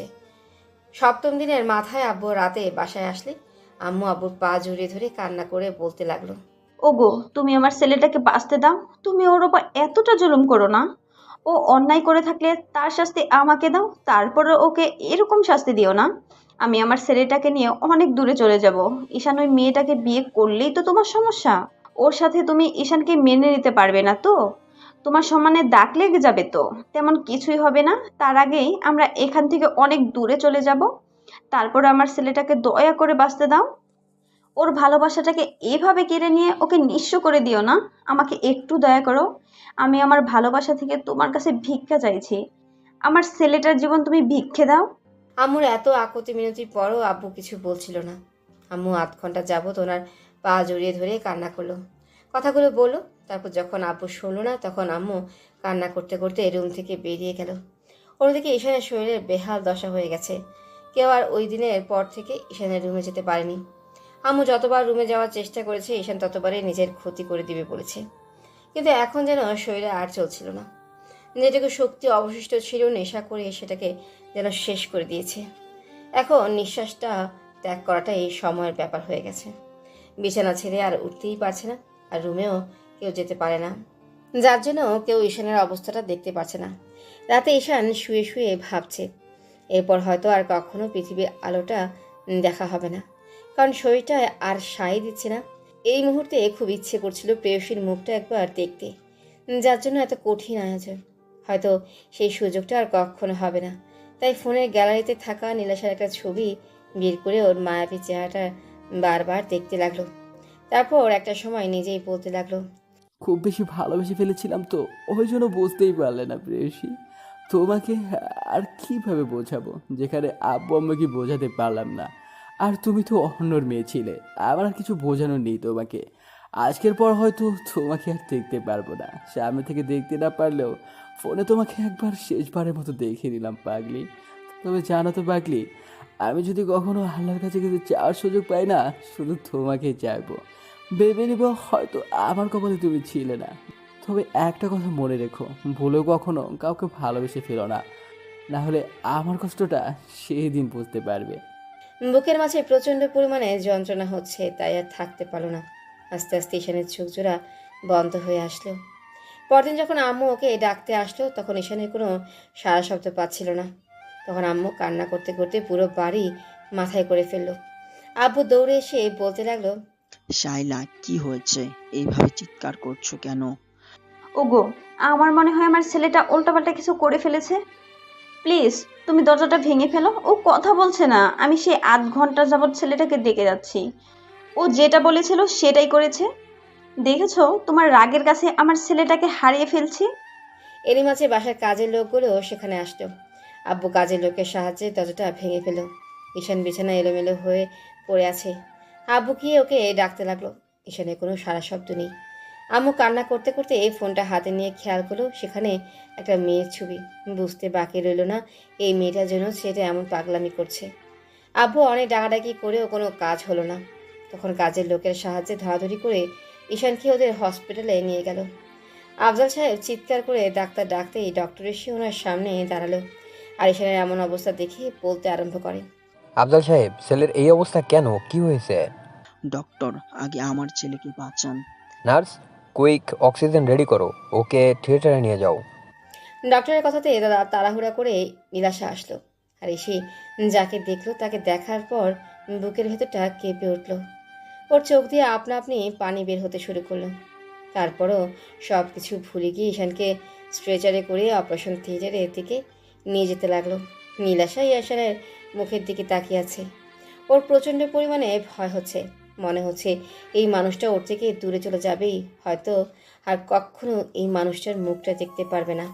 অপারেশন থিয়েটারে নিয়ে যেতেই ডক্টর অপারেশন শুরু করে দেয়। আর বুঝতে পারে অনেকগুলো ঘুমের ওষুধ খেয়ে নিয়েছিল, যার জন্য শরীরের অবস্থা খারাপ হয়ে গেছে। আর না খেয়ে থাকার ফলে শরীরটা নিঃশেষ হয়ে গেছে। নিঃশ্বাস নিতেই ওর কষ্ট হচ্ছে। 1 ঘন্টা পর ডক্টর বেরিয়ে আসে। তারপর বেরিয়ে আসতেই আম্মু বলতে আরম্ভ করে, ডক্টর, আমার ছেলের কি অবস্থা? ও বাঁচবে তো? আমি ওকে আবার সে আগের মতো আগের অবস্থায় ফিরে পাবো তো? ও আমাকে আম্মু বলে ডাকবে তো? ম্যাডাম, আপনি শান্ত হন। ঈশান ঠিক আছে, আসলে অনেকটা টেনশন করছে, আর অনেক দিন যাবৎ খাবারটাও ঠিকমতো খায় না। তার উপর কাল রাতে মনে হয় অনেকগুলো স্লিপিং পিল খেয়ে নিয়েছিল, যার জন্য এই অবস্থা হয়েছে। টেনশন করবেন না, সব ঠিক হয়ে যাবে। কিন্তু এটা বলুন তো, ছেলেটার এই অবস্থা হলো কি করে? ডক্টরের কথা শুনে আম্মু হাউমাউ করে কান্না করে দিল। আফজাল সাহেব মাথা নিচু করে রইল। এই মাঝে আম্মু খেয়াল করলো কিছুটা দূরে একটা মেয়ে দাঁড়িয়ে কান্না করছে। আম্মুর বুঝতে বাকি রইল না এটাই ওনার ছেলের সেই অবাধ্য ভালোবাসা। হসপিটালে আনার আগে ঈশানের হাতে যখন ফোনটা ছিল তখন আম্মু এই মেয়েটার ছবিটাই দেখেছিল। নীলাশাকে দেখে আম্মু ওর কাছে আসলো, তারপর একটা হাত ধরে বলতে আরম্ভ করলো। তুমি নীলাশা তাই না? নীলাশা মাথা নিচু করে নিল। আম্মু ওর হাতটা দুই হাতে জোর করে ধরে বলতে লাগলো। দেখেছো মামনি, তোমাকে ভালোবেসে আমার ছেলেটার কি অবস্থা হয়েছে। আমার ছেলেটাকে একটু দয়া করো, একটু তোমার ভালোবাসাটা ভিক্ষে দাও। আমি কথা দিচ্ছি, ওর আব্বু মেনে না নিলেও আমরা এখান থেকে অনেক দূরে চলে যাব। তারপর আমার ছেলেটাকে একটু বাঁচতে দাও। ও তোমাকে ভালোবেসে খুব বেশি অন্যায় করে ফেলেছে বলো?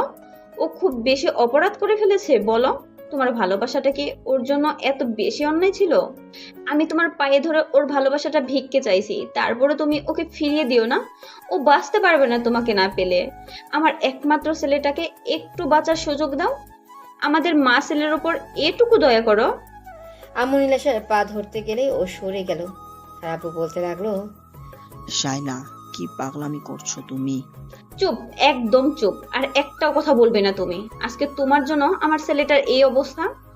তুমি আমাকে আর আমার ছেলেকে অনেক দয়া করেছো, আর করতে হবে না। এবার অন্তত আমাকে ছেড়ে দাও। এবার অন্তত আমার ছেলেটাকে বাঁচতে দাও। আমি ওকে নিয়ে এখান থেকে অনেক দূরে চলে যাব। সেখানে তুমি আর তোমার কোনো স্ট্যাটাসই থাকবে না। শাইলা, আমার কথাটা শোনো। আমি আর কিচ্ছু শুনতে চাই না। তুমি আমার নামটাও ধরে ডাকবে না। তোমার ভালোবাসার উপর থেকে আমার পুরো বিশ্বাসটাই উঠে গেছে। তোমার প্রতি এখন শুধু আমার ঘৃণাটা জমে গেছে, ঘৃণা। শুধু তুমি আমার স্বামী বলে তোমাকে এতদিন কিচ্ছু বলিনি, কিন্তু আজকে আমি আর থামবো না। মামনি, তুমি আমাকে একটু দয়া করো। আমি তো তোমার মায়ের মতো, বলো। তোমার মা যদি তোমার কাছে কিছু ভিক্ষে চাইতো তাহলে তুমি দিতে না বলো? আমার ছেলেটাকে একটু বাঁচতে দাও, একটু ওকে ভালোবাসাটা ভিক্ষে দাও। আমি সারা জীবন তোমার কাছে কৃতজ্ঞ থাকবো। আম্মুর এরকম দ্বারা কথাতে নীলাশা সেখানে থাকতে পারলো না। কান্না করতে করতে এই দৌড়ে ওয়াশরুমে ঢুকে গেল। তারপর কিছুক্ষণ চোখে মুখে পানি দিল আর বেসিনের সামনে দাঁড়িয়ে ফুপিয়ে ফুপিয়ে কান্না করতে লাগলো। এটা এটা আমি কি করলাম? যে মানুষটা আমাকে নিজের থেকে বেশি ভালোবাসে তাকে এমন করে কষ্ট দিলাম। এর থেকে তো উপরওয়ালা আমাকে দিয়ে গেলেই পারত। আমি সব জায়গাতে যাওয়াকে বিলাফাত করে আমাকে যে এত বেশি ভালোবাসে তাকে এত বেশি কষ্ট দিয়ে ফেললাম। আমি কি করে ওনার সামনে গিয়ে দাঁড়াবো? উপরওয়ালা আমাকে এমন একটা কপাল দিয়ে পৃথিবীতে পাঠিয়েছে যে ওনার কপালে ভালোবাসার লেখা নেই। এরই মাঝে এখানে সব ফ্রেন্ড বিষয়টা জানতে পেরে হসপিটালে চলে আসছে। আর রাজ এসেই আম্মুকে একটা জায়গায় নিয়ে জোর করে বসালো। আর আম্মু বারবার ওকে বলতে লাগলো। রাজ, আমার ছেলেটাকে আবার আগের মতো ফিরিয়ে দে আব্বু। আমি ওকে ছাড়া থাকতে পারবো না। তুই তো জানিস ও আমার একমাত্র ছেলে। তুই তো আমার ছেলের মতো, বল। তুই তোর বন্ধুকে একটু বল না। আমি ওকে নিয়ে এখান থেকে অনেক দূরে চলে যাব। ওই মেয়েটাকে আমি অনেক বুঝিয়েছি, তারপর ও নিজের জেদের কাছে অটল। ও হয়তো ঈশানের আব্বুর জন্য ওকে অমন করে দূরে সরিয়ে দিচ্ছে। আমি বুঝতে পারছি ও হয়তো ঈশানকে ভালোবাসে, কিন্তু নিজের অবস্থানের কথা ভেবে ওকে দূরে সরিয়ে দিচ্ছে। আম্মু অনেকক্ষণ যাবৎ রাজার একটা হাত ধরে কান্নাকাটি করতে লাগলো। রাজার উপায় না পেয়ে নীলাশাকে খুঁজতে লাগলো। তারপর নীলাশাকে খুঁজে পেল হসপিটালের এক কোনায়। নীলাশা দেয়ালে পিঠ থেকে কান্না করছে। এমন কিছু দেখে রাজ বলতে আরম্ভ করলো। এই কি, আপনি কান্না করছেন কেন? আপনার তো খুশি হওয়ার কথা। যে মানুষটা আপনি এমন করে ইগনোর করেছেন, যে আপনাকে ভালোবাসে, তাকে তো দূরে সরিয়ে দিয়েছেন। ছেলেটাকে এমন করে কষ্ট দিতে পেরেছেন, তাহলে আপনার না খুশি হওয়ার কথা? তাহলে কান্না করছেন কেন? আপনি তো আজকে হাসবেন, অনেক বেশি খুশি হবেন, তাহলে কান্না করছেন কেন? ভাইয়া, আপনি আমাকে মাফ করে দিবেন। আমি নিরুপায়। আমি পারবো না ওনাকে নিজের কাছে টেনে নিতে, না ওনার বুকে ঠাই খুঁজে নিতে। আমি অনেক বড় অন্যায় করে ফেলেছি। আমি এই সুন্দর চেহারা নিয়ে জন্ম নিয়ে অনেক বড় পাপ করে ফেলেছি। আমি বুঝতে পারিনি যে আমার জন্য একটা মানুষ এভাবে কষ্ট পাবে আর নিজেকে এত বড় কষ্ট দেবে। আমাকে মাফ করে দেন। আমি এখান থেকে অনেক দূরে চলে যাব। এত কিছুর পরও আপনার কাছে মনে হচ্ছে আপনি নিজে অপরাধ করছেন? আপনি তো অপরাধ করছেন ওকে কষ্ট দিয়ে। আপনি কখনো ভালো থাকতে পারবেন না। আমি বলে দিচ্ছি, আজকে ওর যদি কিছু হয়ে যেত না, এর জন্য একমাত্র আপনি দায়ী থাকতেন। আপনি কখনো ভালো থাকতে পারবেন না। আর যদি কখনো কাউকে ভালোবেসে ফেলেন না, তাহলে বুঝতে পারবেন এই ভালোবাসার মধ্যে কতটা যন্ত্রণা রয়েছে। আমি নিরুপায়, আমি ওনাকে নিজের কাছে টেনে নিতে পারিনি। আপনি আমাকে মাফ করবেন। আমি জানি আপনি আঙ্কেলের জন্য এরকম করছেন, কিন্তু আপনি তো একটাবার ওকে বলতে পারতেন যে আপনার অবস্থার দিকে আপনি ওকে ভালোবাসতে পারছেন না। অন্তত আমাকে বলতে পারতেন। আমি তো বারবার এসে আপনাকে জিজ্ঞেস করেছিলাম কী জন্য আপনি এমনটা করছেন। অন্তত ঈশানের আম্মুর কাছে বলতে পারতেন। আমি তো বলছিলাম যে ওর আম্মু কতটা কান্নাকাটি করেছে, ওর আম্মু সব কিছুতে রাজি আছে, উনি শুধু ওনার ছেলের মুখে হাসি দেখতে চায়। আর আপনি কি করলেন? ওকে এমন করে ইগনোর করলেন যে যার জন্য ছেলেটা এমন একটা অবস্থা। আজকে ছেলেটার মরে গেলেই হতো আপনি খুশি হতেন না? প্লিজ ভাইয়া, চুপ করুন। এইসব মাঝে মাঝে কথা বলবেন না। ওনার কিছু হবে না, আমি মরে যাব, সেটাই ঠিক হবে। আমি চলে গেলেই তো কেউ কষ্ট পাবে না, সেটাই ভালো হবে। বুঝেছি, আপনার সাথে কথা বলে কোনো লাভ নেই। এসব বিষয় নিয়ে আপনাকে আর বলবো না। ঈশানের আম্মু ওকে নিয়ে অনেক দূরে চলে যাবে। আন্টি বুঝতে পেরেছে আপনি ঈশানকে ভালোবাসার পরও কখনো মেনে নেবেন না। রাজ গিয়ে আম্মুর সাথে কথা বলে সব শোনার পর আম্মু বলতে লাগলো, আমার সব বোঝা হয়ে গেছে। কেউ কারোর জন্য না, আমি আমার ছেলেকে নিয়ে এখান থেকে অনেক দূরে চলে যাব। সারাটা দিন ঈশানের জ্ঞান ফিরল না। রাত 12টার দিকে নীলাশা বাসায় যেতেই ওর আব্বু বলতে আরম্ভ করলো। মামুনি, তোমার সাথে কিছু কথা আছে। নীলাশা আব্বুর সামনে দাঁড়াতেই উনি বলতে আরম্ভ করলো, শোনো মামুনি, আমি তোমার বিয়ে ঠিক করে ফেলেছি। কিছুদিন যাবৎ ভেবেছি, তোমার বয়স হয়েছে, আমাদেরও বয়স হয়েছে, যে কোনো সময় আমরা চোখ বন্ধ করে নিতে পারি। তাই আমি চলে যাওয়ার আগেই চাই আমার মেয়েটা কোথাও ভালো আছে সেটা দেখে যেতে। কিন্তু আব্বু, আর কোনো কিন্তু নয়, আমি যেটা বলছি সেটাই হবে। তুমি বা কতদিন এভাবে থাকবে বলো? আব্বু, আমি চলে গেলে তোমাদের কি হবে? আমি যদি বিয়ে করে এখান থেকে চলে যাই, তাহলে তোমাদের কে দেখবে? সেটা তোমাকে দেখতে হবে না। ছেলেপক্ষ সবাই শুনেছে, ওরা সবটা জেনে শুনেই রাজি হয়েছে। ওরা বলেছে বিয়ের পর তোমাকে চাকরিটা করতে হবে না। ওরা সব কিছুতেই রাজি আছে। আর এটাও বলে দিয়েছে আমাদের ফ্যামিলির পুরো দায়িত্বটা ওদের। ছেলে তোমাকে অনেক আগে থেকেই পছন্দ করেছে। তাই আমি চাই না এরকম একটা ভালো সম্বন্ধ হাতছাড়া করতে। হয়তো আমাদের একটু কষ্ট হবে, তারপরেও যে টাকাটা আছে সেই দিয়ে আমরা দিব্যি চলে যাব। তুমি টেনশন করো না আমাদের নিয়ে। নীলাশা কিছু বলার আগেই আম্মুকে বোঝাতে লাগলো। নীলাশা রুমে চলে গেল। তারপর বালিশে মুখ গুজে অনেকক্ষণ কান্না করলো। সারা রাত নীলাশা ঘুমাতেই পারলো না। শুধু ভাবলো এবার ঈশানকে সারা জীবনের জন্য দূরে সরিয়ে দিতে হবে। পরদিন নীলাশা হসপিটালে আসতেই বুঝতে পারলো ঈশানের জ্ঞান ফিরেছে। আরও প্রচণ্ড পরিমাণে পাগলামি করছে।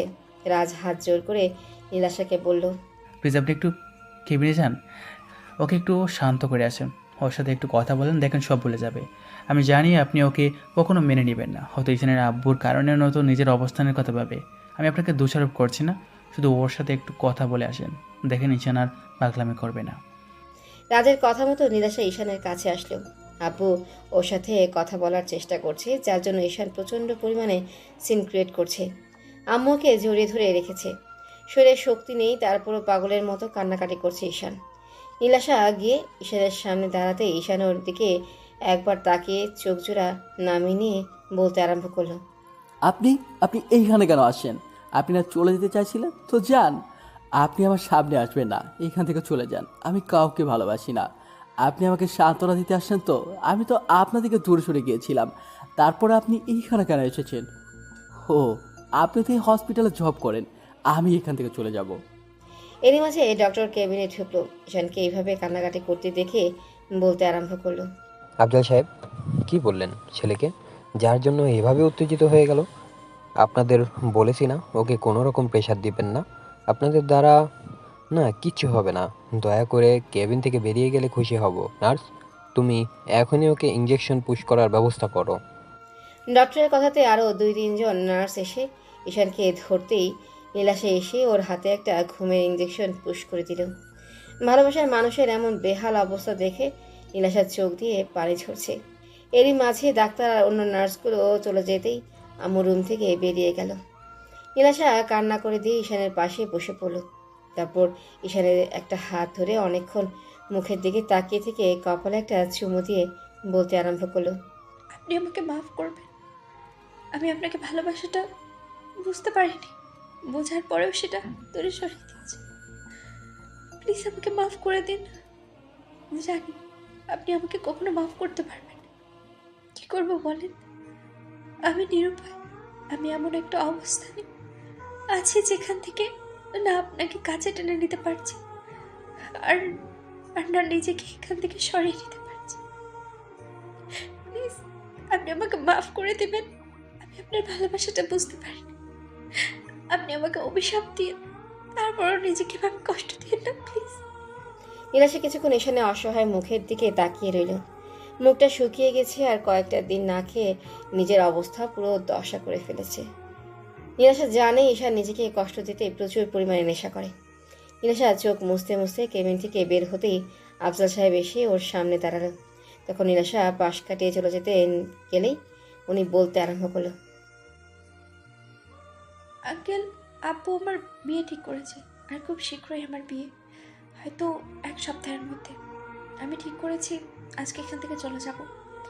আমি আর চাকরিটা কন্টিনিউ করতে পারছি না, আর আমার জন্য আপনার ফ্যামিলিতে এত সমস্যা। আমি শহর ছেড়ে চলে গেলেই হয়তো এই সমস্যা আর থাকবে না। আফজাল সাহেবের এরকম দ্বারা কথাতে নীলাশা সহ সবাই বেশ অবাক হয়ে গেল আর আব্বুর মুখের দিকে তাকিয়ে রইল। তখন নীলাশা বলতে আরম্ভ করলো, আঙ্কেল, আপনি কি বলছেন? আমি কিছুই বুঝতে পারছি না। সেটা পরে বুঝতে পারবে।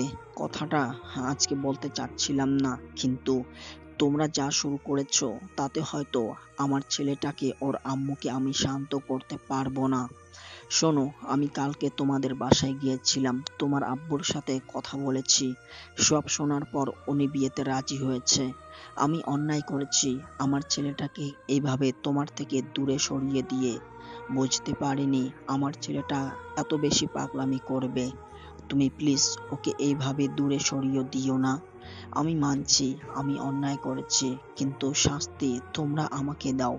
তারপরও ওর উপর রাগ করে থেকো না। কিসব বলছেন আঙ্কেল? আপনি বুঝতে পারছেন আমি একটা গরিব ঘরের মেয়ে, তার উপরে হসপিটালের সামান্য একজন নার্স, যে কিনা আপনার ছেলেকে ভালোবাসা তো দূরে থাক, আপনার বাসার কাজের মেয়ে হওয়ার যোগ্যতাও রাখি না। তাহলে আপনি কি করে আপনার ছেলের পাশে আমাকে মেনে নেবেন বলেন? আপনার আপনার আপনার স্ট্যাটাসে লাগবে না? নীলাশা কথাগুলো বলেই কান্না করতে লাগলো। তখন আব্বু ওর সামনে হাত জোর করে বলল, মামনি, এইসব কথা বলে আমাকে আর লজ্জা দিও না। আমি অনেক বড় ভুল করেছি। আমার ছেলেকে এইভাবে কষ্ট দিয়ে আমি অনেক বড় অন্যায় করেছি। তুমি প্লিজ আমাকে ক্ষমা করে দাও। আমি তোমার আব্বু আম্মুকে রাজি করিয়েছি। তুমি অন্তত বিয়েতে বারণ করে দিও না। তুমি আমার ছেলেটার মুখের দিকে তাকিয়ে হলেও বিয়েটাতে হ্যাঁ বলে দাও। তুমি তো ওকে ভালোবাসো। আমি তোমার চোখের দিকে তাকিয়ে বুঝতে পারছি তোমার চোখে ওর জন্য অসম্ভব রকমের মায়ের ভালোবাসা জড়িয়ে আছে। প্লিজ ওকে আর কষ্ট দিও না। অসম্ভব আঙ্কেল, এই বিয়ে করা আমার পক্ষে সম্ভব না। আমি জানি আপনি কখনো আমাকে ছেলের বউ হিসেবে মানতে পারবেন না। আপনার ছেলে আমাকে কখনো মাফ করবে না। ও এমনিতেই আমাকে এখন ঘৃণা করে। তাই আমি চাই যে মানুষটা আমাকে ঘৃণা করে সারা জীবনটা যেন ঘৃণাই করেছে। বুঝতে পেরেছি, রাগার অভিমান থেকে এখন এসব কথা বলছো তো। আচ্ছা, আমি তোমার পায়ে ধরে ক্ষমা চাচ্ছি। তারপরেও আমার ছেলেটাকে দূরে সরিয়ে দিও না। আব্বুর কথা শুনেই নীলাশা দূরে সরে গেল আর কান্না করে দিয়ে বলতে লাগলো, আঙ্কেল, আপনার ছেলেকে আপনি দূরে সরিয়ে দেন, তারপরেও এরকম পাগলামি করবেন না। অন্তত আমাকে আর কোনো অপরাধী করবেন না। এমনিতেই উনি আমার উপরে প্রচণ্ড পরিমাণে রেগে আছেন, আর আপনি এরকম কাজ করলে আমি সারা জীবন সবার কাছে অপরাধী হয়ে থাকবো। আমি জানি তুমি কি রকম মেয়ে, তাই তোমাকে এইভাবে কথাগুলো না বললে তুমি রাজি হতে না। আমি চাই তুমি আমার ছেলেটাকে বিয়ে করে নাও। আমি ঠিক করেছি 1 সপ্তাহের মধ্যে তোমার সাথে ঈশানের বিয়ে। তুমি শুধু ওকে বিয়েটা করে নাও, দেখো সব ঠিক হয়ে যাবে। নীলাশা কথা বলছে না, তাই আম্মু আর রাজ বেশ কিছুক্ষণ ওকে বোঝাতে লাগলো। পরদিন ঈশানের জ্ঞান ফিরে আসতেই নীলাশা প্রথম কেবিনে ঢুকলো। ঈশান ওকে দেখে একবার ওর দিকে তাকিয়ে তারপর অপর পাশে তাকিয়ে রইল। তখন নীলাশা ওর পাশে বসে একটা হাত দুই হাতের মুঠোয় নিতেই ঈশান হাতটা ছাড়িয়ে নিল আর নীলাশা বলতে আরম্ভ করলো। রাগ করে আছো আমার উপরে? থাকো, সমস্যা নেই, কিন্তু একটু কথা বলো আমার সাথে। দেখো, তুমি এভাবে আমাকে দূরে সরিয়ে দিতে চাইছো, তাহলেও সমস্যা নেই, একটু কথা বলো। আমার জন্যই তো কষ্ট পাচ্ছ। দেখো, এই কষ্টটা আর থাকবে না। তোমার আব্বু সবটা মেনে নিয়েছে, আর আমাদের বিয়েটাও কালকে ঠিক করে এসছে। নীলাশার কথাতে ঈশান ওর দিকে তাকালো। খেয়াল করলো নীলাশার চোখে মুখে একটা অসম্ভব রকমের খুশির ছাপ। তখন ঈশান একটা তাচ্ছিলের হাসি দিয়ে বলল, দেখেন, মজা করবেন না। আমার মধ্যে এসব মজা করার কোনো শক্তি আর অবশিষ্ট নেই। মরে যেতাম, শুধু আম্মুর জন্য সুইসাইড করিনি। এসব কথা বলে আমাকে আর হাসাবেন না। আমার মধ্যে হাসার মতো আর কোনো শক্তি অবশিষ্ট নেই। আপনি যে আমাকে ভালোবাসেন না সেইটা আমি জানি। আব্বু জোরপূর্বক আপনার সাথে আমার বিয়েটা ঠিক করেছে তো শুধু আমাকে বাঁচানোর জন্য, তাই না? আপনি চলে যান, আমাকে আপনার বিয়ে করতে হবে না। আমি মরবো না। উপরওয়ালা আমাকে ঠিক যতদিন বাঁচিয়ে রাখবে আমি ঠিক ততদিনই বেঁচে থাকবো, এতে আপনি চান বা না চান। ঈশানের কথাতে নীলাশা ফুপিয়ে কান্না করে দিল। তারপর ঈশানের একটা হাত দুই হাতের মুঠোয় নিয়ে চুমু দিতে দিতে বলতে আরম্ভ করলো, প্লিজ এরকম কথা বলো না। আমার প্রচণ্ড পরিমাণে ভয় হয়। তুমি জানো তোমার এই অবস্থা দেখে আমার কতটা কষ্ট হয়েছিল। মনে হচ্ছিল আমি নিজেকে শেষ করে দিই। তুমি এরকম একটা কাজ কেন করতে গেলে? এসব বলে আমাকে কষ্ট দিও না প্লিজ। তুমি এসব বললে আমার প্রচণ্ড পরিমাণে ভয় হয়। তুমি আমাকে বলো তোমাকে ভালোবেসে আমার মরে যেতাম, আমি সেটা করে নেব। তারপরে এসব কথা আর কখনো বলবে না প্লিজ। দেখেন নাস ম্যাডাম, আমার হাত ধরবেন না, ছেড়ে দিন। আমি তো একটা দুশরিত লম্পট ছেলে। আপনাকে শুধু শারীরিক চাহিদার কারণে কাছে টেনে নেই। এখন শরীরের চাহিদা আমি মিটিয়ে ফেলেছি, তাহলে এখন আপনি আমার কাছে আসেন কেন? যান, এখান থেকে চলে যান। আমি না কাউকে ভালোবাসি, না কেউ আমাকে ভালোবাসে। কারো ভালোবাসারই আমার দরকার নেই। যেখানে নিজের আব্বু আম্মু আমাকে বুঝতে পারেনি, সেখানে তো আপনি আমার রক্ত সম্পর্কে কেউই না। সত্যি তুমি চলে যাব? সত্যি আমি তোমার কেউ নই? হয়তো আমি তোমার রক্তের সম্পর্কে কেউ নই, কিন্তু তোমার আত্মার সাথে আত্মার সম্পর্কের একজন মানুষ, যাকে কিনা তুমি এত ভালোবাসো। তুমি আমার উপরে রাগ করে এরকম যা বলছো, তাই না? আচ্ছা ঠিক আছে, আমি এখান থেকে চলে যাচ্ছি। তবে এটুকু শুনে রাখো, আমি তোমার লাইফ থেকে কোথাও যাচ্ছি না। যে মানুষটা আমাকে এত ভালোবাসে, সে যদি আমাকে তাড়িয়েও দেয়, আমাকে যদি কখনো ভালো নাও বাসে, কাছে টেনে নাও নেয়, তারপরেও আমি তার কাছেই পড়ে থাকবো। ঈশান চুপ করে আছে। নীলাশা কান্না করতে করতে রুম থেকে বেরিয়ে গেল। ওকে এভাবে কান্না করে বেরিয়ে যেতে দেখে রাজ রুমে ঢুকলো। তারপর ঈশানের কাছে বসতেই ও রাজের দিকে তাকালো। ও বলতে লাগলো, অনেক কিছুর পর ঠিক হয়েছে। এখন অন্তত মেয়েটাকে এভাবে দূরে সরিয়ে দিয়ে নিজের কষ্টটাকে বাড়াস না, নিজের কষ্টটাকে বাড়াস না, আর না ওকে কষ্ট দিস। তুই যত পারিস ওর উপর রাগ দেখা, তারপরে এমন কিছু করিস না যার জন্য সব কিছু নষ্ট হয়ে যায়। আমি তো বলিনি আমার জন্য সবাইকে কষ্ট করতে কিংবা আমার সাথে এই বিয়েটার বিয়ে ঠিক করতে। তাহলে তোরা শুধু শুধু এইসব কি জন্য করলি বল? দেখ, তোর রাগ করাটা স্বাভাবিক, কিন্তু তুই যতই রাগ দেখাস না কেন, দিন শেষে কিন্তু তুই ওকে ভালোবাসিস। তাই আমি বলবো তুই বিয়েটা করে নে। হয়তো মেয়েটার উপর কিছুদিন রাগ করে থাকবি, ওর দিক থেকে আমি মুখ ফিরিয়ে নিবি। তারপরও যখন মেয়েটা কান্না করবে না, তখন তুই সেটা সহ্য করতে পারবি না। তুই তো বলতি তুই ওর কষ্ট সহ্য করতে পারিস না, যার জন্য লুকিয়ে ওকে অনেক হেল্প করেছিস। তার উপর মেয়েটা তো এখন কষ্ট পাচ্ছে শুধু তোর জন্য। তাই আমি বলি তুই বিয়েটা করে নে। দরকার পড়লে ওকে কিছুদিন কষ্ট দিস, তারপর না হয় মেনে নিস। তারপর এমন কিছু করিস না যার জন্য মেয়েটা উল্টাপাল্টা কিছু একটা করে বসে। আব্বু আম্মু ঈশানের সাথে কথা বলো, কিন্তু ঈশান আব্বুর সাথে কথা বলাটাই বন্ধ করে দিয়েছে। আব্বু হতাশ হয়ে এই রুম থেকে বেরিয়ে যেতে আম্মু কিছুক্ষণ ঈশানকে বোঝালো। ঈশান সিদ্ধান্ত নিল বিয়েটা করে নেবে। তো আরও 2-3টা দিন ওকে হসপিটালে থাকতে হলো। আর এই 2-3টা দিন নীলাশা একজন স্ত্রীর যেমন স্বামীর সেবা করে, ঠিক তেমনি করেই গেছে। একটা মুহূর্তের জন্য ওর পাশ থেকে সরেনি। আফজাল সাহেব ওকে জবটা ছেড়ে দিতে বললেও নীলাশা ছাড়েনি, শুধু ঈশানের জন্য।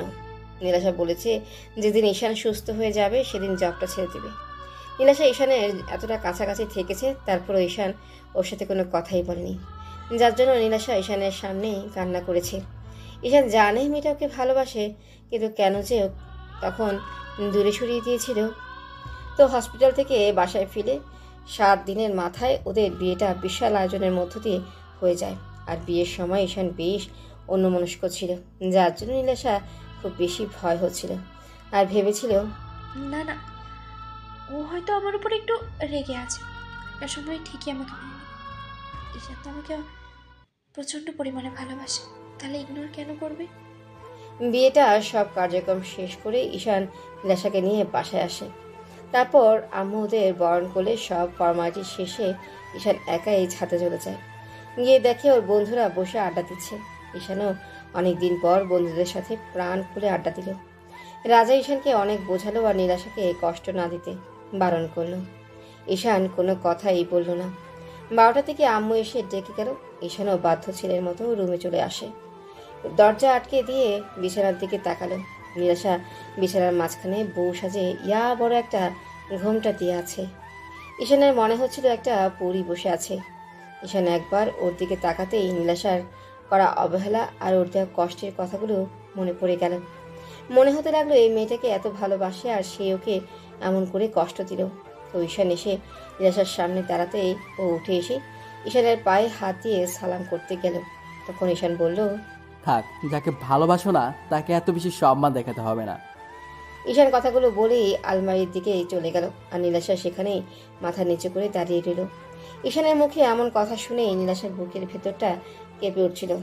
ঈশান আলমারি থেকে কিছু একটা বের করে নেয়, তারপর বিছানার ওপর রেখে নীলাশার হাত ধরে টানতে টানতে ওকে বিছানার মুখোমুখি বসিয়ে দিয়ে অনেকগুলো টাকা বের করে ওর সামনে রেখে বলতে লাগলো, এটা তোমার দেড়মোহরের টাকা, পরিশোধ করে দিলাম। এতে আমি বেঁচে থাকি কিংবা মরে যাই, তারপরে তোমার আর কোনো দাবি দাওয়া থাকবে না আমার কাছে। ঈশান কথাগুলো বলতেই নীলাশার হাত দিয়ে ওর মুখটা আটকে দিল। কান্না করে দিয়ে বলতে লাগলো, এই তুমি এসব কি বলছো? প্লিজ এগুলো বলো না। তুমি জানো না এগুলো বললে আমার কষ্ট হয়। প্লিজ এসব বাজে বাজে কথা বলো না। তোমার তোমার রাগ করে আছো আমার উপরে, থাকো, কিন্তু তাই বলে এইসব কি বলছো তুমি? থাক, এখন আর ভালোবাসা দেখাতে হবে না। বিয়ে তো হয়েছে, এখন স্ত্রীর দায়িত্বটা পালন করেছেন, তাই না? এই মিথ্যে ভালোবাসাটা আর আমাকে দেখাতে হবে না। নীলাশা কান্না করতে লাগলো। তখন ঈশান ওকে রেখে তারপর বিছানা ছেড়ে একটা বালিশ আর একটা চাদর নিয়ে যখনই সোফার দিকে যেতে নেবে তখনই নীলাশা ঈশানের একটা হাত ধরলো আর কান্না করে করে বলতে লাগলো, এই তুমি এদিকে কোথায় যাচ্ছো? তোমার কি মনে হয় এত কিছুর পরও তোমাকে বউ হিসেবে মেনে নেব আর তোমাকে ভালোবাসবো? সেটা তোমার ভুল ধারণা। আমার ভালোবাসাটা ওই দিনই মরে গেছে, যেদিন তুমি আমাকে ওই রকম বাজে কথাগুলো সরিয়েছো, দূরে সরিয়ে দিয়েছো, যার জন্য এতটা যন্ত্রণা পেয়েছি। তার জন্য আর ভালোবাসা বেঁচে নেই, এখন শুধু পাহাড় সমান ঘৃণায় তোমার জন্য বেঁচে আছে। না না, তুমি রাগ করে এসব কথা বলছো তাই না? প্লিজ এরকম কিছু বলো না, আমার না প্রচন্ড পরিমাণে কষ্ট হবে। তুমি তো জানো আমি তোমার তোমার দেওয়া কষ্টটা সহ্য করতে পারি না। শিখে নাও, এখন থেকে আমার বাজে চেহারাটাই তুমি দেখতে পাবে। ওই জন্য বলেছিলাম যে আমাকে বিয়ে করার কোনো দরকারই নেই। তাছাড়া এখন তো তোমাকে আর ভালোবাসি না, তার ওপর তোমাকে তাহলে একটা সময় যে তোমাদের কষ্টটা আমি সহ্য করতে পারতাম না, যার জন্য মরতে বসেছিলাম, তারপর তুমি একটু দয়াও করনি, আমার ভালোবাসাটা পর্যন্ত ভিক্ষা দাওনি। আম্মু পর্যন্ত তোমার পায়ে ধরতে গিয়েছিল, আর তুমি নিজের জেদের কাছে অটল ছিলে। তাহলে এখন কেন আসছো আমার লাইফে? আমার ভালোবাসাটাকে তুমি পায়ে মারিয়ে দিয়েছো সেদিন, তাহলে আর এই ভালোবাসার কথা বলে লাভটা কি বলো? প্লিজ সেরকম করে বলিও না। আমি অনেক অন্যায় করেছি, তার জন্য তুমি শাস্তি দাও। তারপর এরকম একটা রাতে তুমি আমার থেকে দূরে সরে যেও না। তুমি জানো এই এই এই রাত নিয়ে মেয়েদের কত স্বপ্ন থাকে। প্লিজ তুমি আমাকে এরকম করে দূরে সরিয়ে দিও না। আমি ইচ্ছা করে তো এমন কিছু করিনি, তাহলে তুমি কেন আমাকে কষ্ট দেবে বলো? না না না, আমি তোমাকে কষ্ট দিচ্ছি না, কষ্টটা তুমি নিজেই তৈরি করেছো। আর আমি সবটা জানতাম। হ্যাঁ, তুমি পারতে চাইলে আমাকে সবটা বলতে যে আপু এগুলো বারণ করেছে, আর তুমি তোমার অবস্থানের কথা ভেবে এইসব করেছো। আমি তো তোমাকে বলেছিলাম আমি তোমাকে বিয়ে করে অন্য কোথাও চলে যাব। তুমি একটাবার অন্তত আম্মুকে বলতে পারতে যে আপু তোমাকে এমন কিছু বলেছে, আমার এইরকম একটা দুরবস্থা দেখেও তুমি চুপ করেছিলে, তাহলে এখন এত ভালোবাসা দেখাচ্ছ কেন? আমার কোনো ভালোবাসা দরকার নেই। আমি বুঝে গেছি পৃথিবীতে কেউ কারোর জন্য নয়। ঈশা নীলাশার হাতটা ছাড়িয়ে নিয়ে সোফায় শুয়ে পড়লো আর নীলাশা ফুপিয়ে কান্না করতে লাগলো। ঈশান কোনো কথাই বলল না, কিছুক্ষণের মধ্যেই ঘুমিয়ে পড়ল। নীলাশা ঈশানের পায়ের কাছে বসে জড়িয়ে ধরে কান্না করতে লাগলো। তারপর মাঝরাতের দিকে যখনই ঈশানের মনে হলো যে ঈশান প্রচণ্ড পরিমাণে রাগ করে আছে, নীলাশা তাহাজ্জুদের নামাজে দাঁড়িয়ে গেল। তারপর 2 রাকাত নফল নামাজ আদায় করে আল্লাহর কাছে হাত তুলে কান্নাকাটি করতে লাগলো আর ঈশানের জন্য ভালোবাসাটা ভিক্ষা চাইল। ঈশান সবটাই শুনতে পেল। তারপর একটা সময় অবাক হয়ে ওর দিকে তাকিয়ে রইল। সারাটা রাত আর নীলাশা ঘুমাতেই পারল না, শুধু কান্নাই করে গেল। তারপর যখন পরদিন সকালে ঘুম ভাঙলো, দেখলো ঈশান গুটিসুটি মেরে সোফায় শুয়ে আছে। হয়তো অনেক ঠান্ডা লাগছে, তাই নীলাশা ওর শরীরে একটা চাদর দিয়ে দিল আর ঈশান ওর হাতটা জড়িয়ে ধরল। নীলাশা হাতটা ছাড়িয়ে নিয়ে কিছুক্ষণ ওর মাথায় হাত বুলিয়ে দিয়ে ওর কপালে একটা ভালোবাসার পরশ দিয়ে কান্না করতে করতে ওয়াশরুমে চলে গেল। নীলাশা লম্বা একটা শাওয়ার নিয়ে কোনো রকমে একটা শাড়ি পরে বের হলো। ও এখনও বারবার ফুপিয়ে উঠছে। নীলাশা ভেবেছিল ঈশান রেগে আছে, কিন্তু এত বেশি রেগে আছে সেটা ও ভাবতেও পারেনি। তো নীলাশা আয়নার সামনে দাঁড়িয়ে নিজেকে গোছাতে লাগলো। তারপর ঈশানের ঘুমটা যখন ভাঙলো, খেয়াল করলো আয়নার সামনে একটা পরী দাঁড়িয়ে আছে আর নিজেকে গোছানোর চেষ্টা করছে। নীলাশাকে এই রূপে দেখে ঈশান উঠে বসে কিছুক্ষণ ওর দিকে তাকিয়ে রইল আর পুরো একটা ঘোরের মধ্যে চলে গেল। তারপর আয়নাতে নীলাশার ফর্সা উন্মুক্ত পেটের উপর সুন্দর নাভিটা ওর চোখে পড়ল। তখন ঈশান ভুলেই গেল ও নীলাশার উপর রাগ করে আছে। ঈশান অজান্তেই উঠে গিয়ে নীলাশার পেছনে দাঁড়ালো। নীলাশা একবার ওকে আয়নাতে দেখে প্রশ্ন করলো, অমন করে কি দেখছো? আমার বউটাকে দেখছি। কেন, আমি কি তোমার দিকে তাকাতেও পারবো না? না, মানে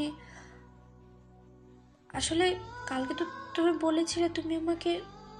ওকে পেছন থেকে খুব শক্ত করে জড়িয়ে ধরল। তারপর যখনই ওর পেটের উপর 2 হাত রেখে তার উপর ঘাড়ে আর গলায় নাক ঘষতে আরম্ভ করলো, সাথে সাথে নীলাশা চোখ জোড়া বন্ধ করে নিল। ও এখনও বারবার ফুপিয়ে উঠছে। ঈশা নীলাশার ঘাড়ে আর গলায় কিস করতে আরম্ভ করলো। নীলাশার বুকটা ক্রমশই উঠানামা করছে, ওর নিঃশ্বাসটা ভারী হয়ে আসছে। নীলাশা আর থাকতে না পেরে ঈশানের অবাধ্য হাতগুলো পেটের সাথে খুব শক্ত করে চেপে ধরল। ঈশানের প্রত্যেকটা স্পর্শে নীলাশা পুরো উন্মাদ হয়ে যাচ্ছিল আর ঈশান ততটাই আদরের মাত্রা বাড়িয়ে দিচ্ছিল। ঈশানের রোমান্টিক অত্যাচারে নীলাশা আর থাকতে না পেরে ঈশানের দিকে ঘুরেই ওকে বিদ্যুৎ গতিতে জড়িয়ে ধরল। ঈশান নীলাশার মুখটা তুলে খেয়াল করে ওর গোলাপির পাপড়ির মতো ঠোঁটজোড়া এত বেশি কাঁপছে বারবার ঈশানকে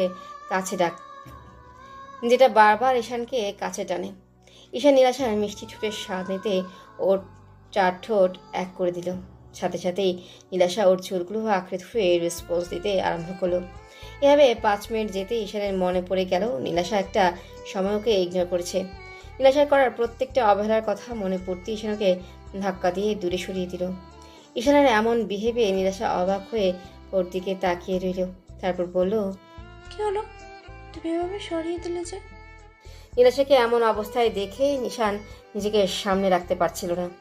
ঈশান কথাটা ঘোরানোর জন্য আর নীলাশাকে কষ্ট দেওয়ার জন্য বলতে লাগলো, তুমি কি ভেবেছো আমি তোমাকে এত সহজেই মেনে নেব? এটা তো শুধু তোমাকে কষ্ট দেওয়ার জন্য করলাম। তোমাকে আমি বারবার কাছে টেনে নেব, কিন্তু স্ত্রীর অধিকারটা তুমি আমার কাছ থেকে কখনোই পাবে না। সবসময় শুধু তোমাকে এমন করে কষ্ট দিয়ে যাব। ঈশানের বলা প্রত্যেকটা কথা নীলাশা বুকের তীরের মতো পিঠে। ও তাড়াহুড়া করে ঈশানের সামনে আসলো। তারপর ওর একটা হাত ধরে চুমু দিয়ে বলতে আরম্ভ করলো, বাবু প্লিজ আমাকে মাফ করে দাও, আমি অন্যায় করেছি, তার জন্য শাস্তি দাও। তারপরও কাছে টেনে নিয়ে এমন করে কষ্ট দিয়ে দূরে সরিয়ে দিও না। আমি থাকতে পারবো না তোমার স্পর্শ না পেয়ে। প্লিজ আমাকে একটাবার বুকে জড়িয়ে নাও।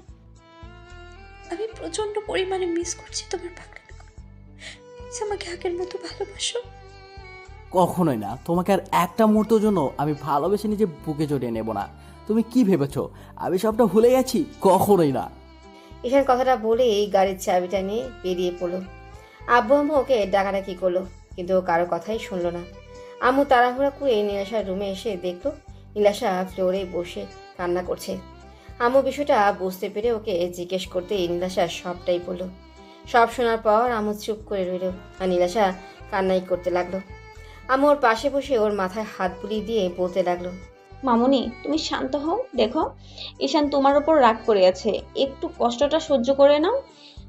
এতগুলো দিন ধরে ছেলেটার রাগটা জমিয়ে রেখেছে, তুমি হয়তো জানো ওর রাগটা একটু বেশি, তার জন্য হয়তো তোমাকে এমন করে কষ্ট দিল। তুমি কান্নাকাটি করো না, দেখো সব ঠিক হয়ে যাবে। আম্মু, আমি যে আর পারছি না। তোমার ছেলে আমি এমন করে ইগনোর করলে আমি কি করে সেটা সহ্য করবো বলো? আমার মরে যেতে ইচ্ছে করে। ও কালকে রাতে থেকে আমার সাথে মিসবিহেভ করছে, সেটাও আমি মেনে নিয়েছি। আর আজকে আমাকে এমন করে কাছে টেনে নিয়ে দূরে সরিয়ে দিল। আমার তোমার ছেলে বলেছে আমাকে কখনো স্ত্রীর অধিকার দেবে না। এগুলো শোনার পর আমি কি করে নিজেকে ঠিক রাখবো বলো?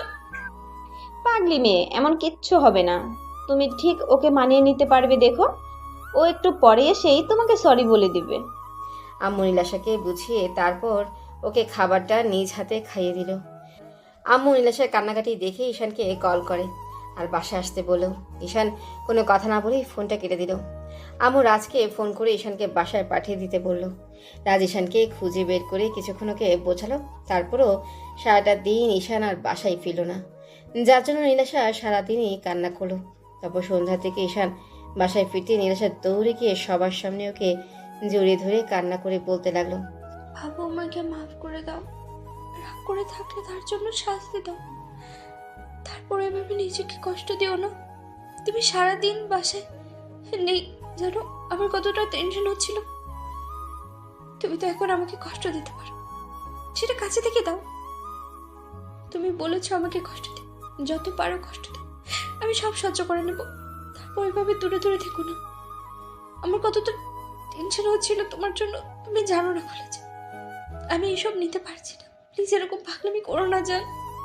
ঈশান নীলাশাকে ছাড়িয়ে নিয়ে এই রুমে চলে গেল আর নীলাশা সেখানে দাঁড়িয়ে কান্না করতে লাগলো। আম্মুকে বুঝিয়ে রুমে পাঠিয়ে দিল। ঈশান ফ্রেশ হয়ে বেরিয়ে আসতে নীলাশা ওর পাগুলো জড়িয়ে ধরলো আর কান্না করে বলতে লাগলো, তুমি আমার সাথে এরকম কেন করছো? বুঝতে পারছো না তোমার পাগলামির কষ্ট হচ্ছে? প্লিজ বাবু, পাগলামি করো না। আমি তোমার ইগনোরটা নিতে পারছি না। দরকার পড়লে তুমি আমাকে নিজের হাতে শেষ করে দাও, তারপর ওই কষ্টটা দিও না। তুমি আমার এতটা কাছে থেকে এত দূরে সরে যাচ্ছ কেন? আমি থাকতে পারছি না তোমাকে ছাড়া করে। বলেছি না আমি তোমাকে কষ্ট দেব, এখন থেকে দেখবে কষ্ট কাকে বলে। এর থেকে বেশি কষ্ট তোমাকে দেব। তুমি না পাবে আমার ভালোবাসাটা, না পারবে আমার সাথে থাকতে। দাও দাও, আরো কষ্ট দাও, তারপরেও নিজেকে আমার থেকে দূরে সরিয়ে দাও। আমাকে ইগনোর করে নিজেকে কষ্ট দিও না। আমি জানি তুমি আমাকে কষ্ট দিয়ে নিজেও ভালো নেই। যত যত পারো কষ্ট দাও, তারপরে এইভাবে রাগ করে থেকো না। আমি তো জানি তুমি কত বেশি কষ্ট পাচ্ছ। আমি বুঝতে পারছি তুমি হয়তো আমাকে কখনোই ভালোবাসবে না, তাই না? আচ্ছা ঠিক আছে, কালকেই আমি শহরে চলে যাব। আমি বাসায় চলে যাব আর এই শহর ছেড়ে চলে যাব, তোমার লাইফ থেকে চলে যাব। একবার কষ্ট পাবো, সেটাই না হয় সহ্য করে নেব। তোমার থেকে দূরে সরে থাকলে তুমি বুঝতে পারবে আমার কতটা কষ্ট হচ্ছে। ছবি তোমাকে দূরে সরিয়ে দিয়েছি, সেদিন থেকে তুমি যতটা কষ্ট পেয়েছো তার সম পরিমাণ কষ্ট আমিও পেয়েছি। হয়তো নিজেকে কষ্ট দিতে পারি, আবার ধরে রাখতেও পারিনি। প্রত্যেকটা রাতে আমি তোমার জন্য কান্না করেছি, সেটা শুধুমাত্র উপরওয়ালা জানে। আমি তোমাকে বোঝাতে পারিনি, আর তুমি আমাকে এমন করে ইগনোর করছো। আমি তোমার এই কয়েকটা দিনের অবহেলাটা নিতে পারছি না। তাহলে সারা জীবন তোমার সাথে থেকে এত কষ্ট কি করে সহ্য করবো? আমি খুব শীঘ্রই মরে যাবো, দেখো। তোমার এই অবহেলাটা না নিতে পারবো না, তোমার থেকে হারিয়ে যাবো, খুব বেশি কষ্ট পাবো। আর আমাকে হারিয়ে ফেলার পরে বুঝতে পারবে আমি তোমাকে কতটা ভালোবাসতাম। ঈশান নীলাশার কথাটা শুনেই ওর চুলের মুঠি ধরে টেনে উঠালো। তারপর উঠেই ওর গালে সজোরে কয়েকটা থাপ্পড় মেরে দিল। সাথে সাথেই তারপর ওর মুখের কাছে মুখ টেনে রাগী কণ্ঠে বলতে লাগলো, তোর সাহস কি করে হয় তুই এইরকম কথা বলিস? তুই মরতে পারবি না, আমি তোকে মরতে দেবো না। তোর সাহস কি করে হয় আমাকে ছেড়ে যাওয়ার কথা বলিস? তুমি আমাকে এমন কষ্ট কেন দিতেছো? তাহলে যখন ছেড়ে যেতে দেবে না আর মেনেও নেবে না, তাহলে এর থেকে এত কষ্ট কেন দিতেছো? কেন? নীলাশা কথাগুলো বলেই কান্না করতে লাগলো, আর ঈশান ওর চুলগুলো সেভাবেই ধরে রাখলো। নীলাশা ফুপিয়ে ফুপিয়ে উঠছে, ব্যথা নীলাশা চোখ মুখ কুঁচকে রেখেছে। ঈশান ওর কষ্টটা সহ্য করতে পারলো না। যে মেয়েটাকে কিনা এত ভালোবাসে সেই মেয়েটাকে এভাবে কষ্ট দিচ্ছে। ঈশান নীলাশার কান্নাটা থামানোর জন্য ওর ঠোঁটজোড়া ঠোঁট দিয়ে বন্ধ করে দিল। তারপর ইচ্ছে মতো কেস করতে লাগলো। 5 মিনিট ঈশান একাই রেসপন্স দিল। নীলাশা থেকে কোনো রেসপন্স না পেয়ে ছেড়ে দিতে গেলে তখন নীলাশা থাকতে না পেরে ওর সাথে রেসপন্স দিতে লাগলো। এবার নীলাশা ঈশানের চুলগুলো আঁকড়ে ধরে পাগলের মতো কেস করতে আরম্ভ করলো। কিছুক্ষণ পর ঈশানের ঠোঁট জোড়া ছেড়ে দিল, আর নীলাশা ভাবলো ঈশানকে দূরে সরিয়ে দিবে, তাই ফুপিয়ে উঠল। তারপর বুকের উপর থেকে শাড়ির আঁচলটা ফেলে দিয়ে ঈশানকে বুকের সাথে শক্ত করে চেপে ধরল, আর চোখ জোড়া বন্ধ করে রাখলো। এবার ঈশানও পাগড়িটা সারা বুকে কিস করতে আরম্ভ করলো। ঈশানের স্পর্শে নীলাশার নিঃশ্বাসটুকু ভারী হয়ে যাচ্ছে। নীলাশা এখনো ফুপিয়ে উঠছে। ঈশান আর দেরি না করে ওকে কোলে উঠিয়ে নিল। নীলাশা ঈশানের বুকে মুখ গুজে দিয়ে দিল, আর ওকে খুব শক্ত করে জড়িয়ে ধরে পড়ল। কাছে রেখে যতবার কষ্ট দাও, তারপর এরকম স্পর্শ দিয়ে দূরে সরিয়ে দিও না। তোমার স্পর্শগুলো পেলে আমি ঠিক থাকতে পারি না নিজেকে। তারপর এরকম করে কষ্ট দিও না প্লিজ। না পাগলি, আর কষ্ট দেব না। তোমাকে কষ্ট দিয়ে আমি নিজেই কষ্ট পাই। আমি তো তোমাকে এইটুকু বোঝাতে চাইছিলাম তোমাকে কত বেশি ভালোবাসি, কিন্তু যখন তুমি কান্না করো না, ওই কান্নাটা আমি সহ্য করতে পারি না। প্লিজ তুমি আমাকে মাফ করে দাও পাগলি। নীলাশা আরো জোরে সুরে কান্না করে দিল। ঈশান ওকে নিয়ে বেডে চলে গেল। তারপর ওকে বেডে শুয়ে দিয়ে ও সারা মুখে কিস দিতে লাগলো। নীলাশা বারবার ঈশানকে শক্ত করে বুকের সাথে চেপে ধরছিল। তখন ঈশান বলতে লাগলো, 1 মিনিট দাঁড়াও। নীলাশা হতবাক হয়ে গেল। তারপর ঈশান ওকে ছেড়ে দিতেই নীলাশা রাগী চোখে তাকে বলতে আরম্ভ করলো, আমার সাথে মস্কারি? আরে বাবা দেখো ওরা কেমন করে তাকিয়ে আছে। ওরা যদি এমন করে তাকিয়ে থাকে, ওদের সামনে আলো দিলে কি তোমার লজ্জা লাগবে না, নাকি তোমার ভালো লাগবে বলো যান? নীলাশা লজ্জা পেয়ে ঈশানের বুকে মুখ লুকিয়ে ফেলল। ঈশান ওকে শক্ত করে জড়িয়ে ধরতেই নীলাশা বলতে লাগলো, দেখেছো, একটু মনে ছিল না। ওদের চলে যেতে বলো না বাবু। এই যে ভাইরা অনেক কান্নাকাটি দেখেছেন, এখন রোমান্সটা আমাদের মধ্যেই থাক, ওইগুলা পরে একদিন অন্য কোথাও থেকে দেখে নিয়েন। এবার ওদের ভালোবাসাটা খুব গভীর হবে, দুজনে মিলেমিশে একাকার হয়ে যাবে। তো ভালো থাক ভালোবাসা। দেখা হচ্ছে পরবর্তী কোনো গল্পে। ততদিন সুস্থ থাকবেন, ভালো থাকবেন, আপন মানুষগুলোর পাশেই থাকবেন, প্রিয় মানুষগুলোকে ভালো রাখবেন। ধন্যবাদ। আল্লাহ হাফেজ।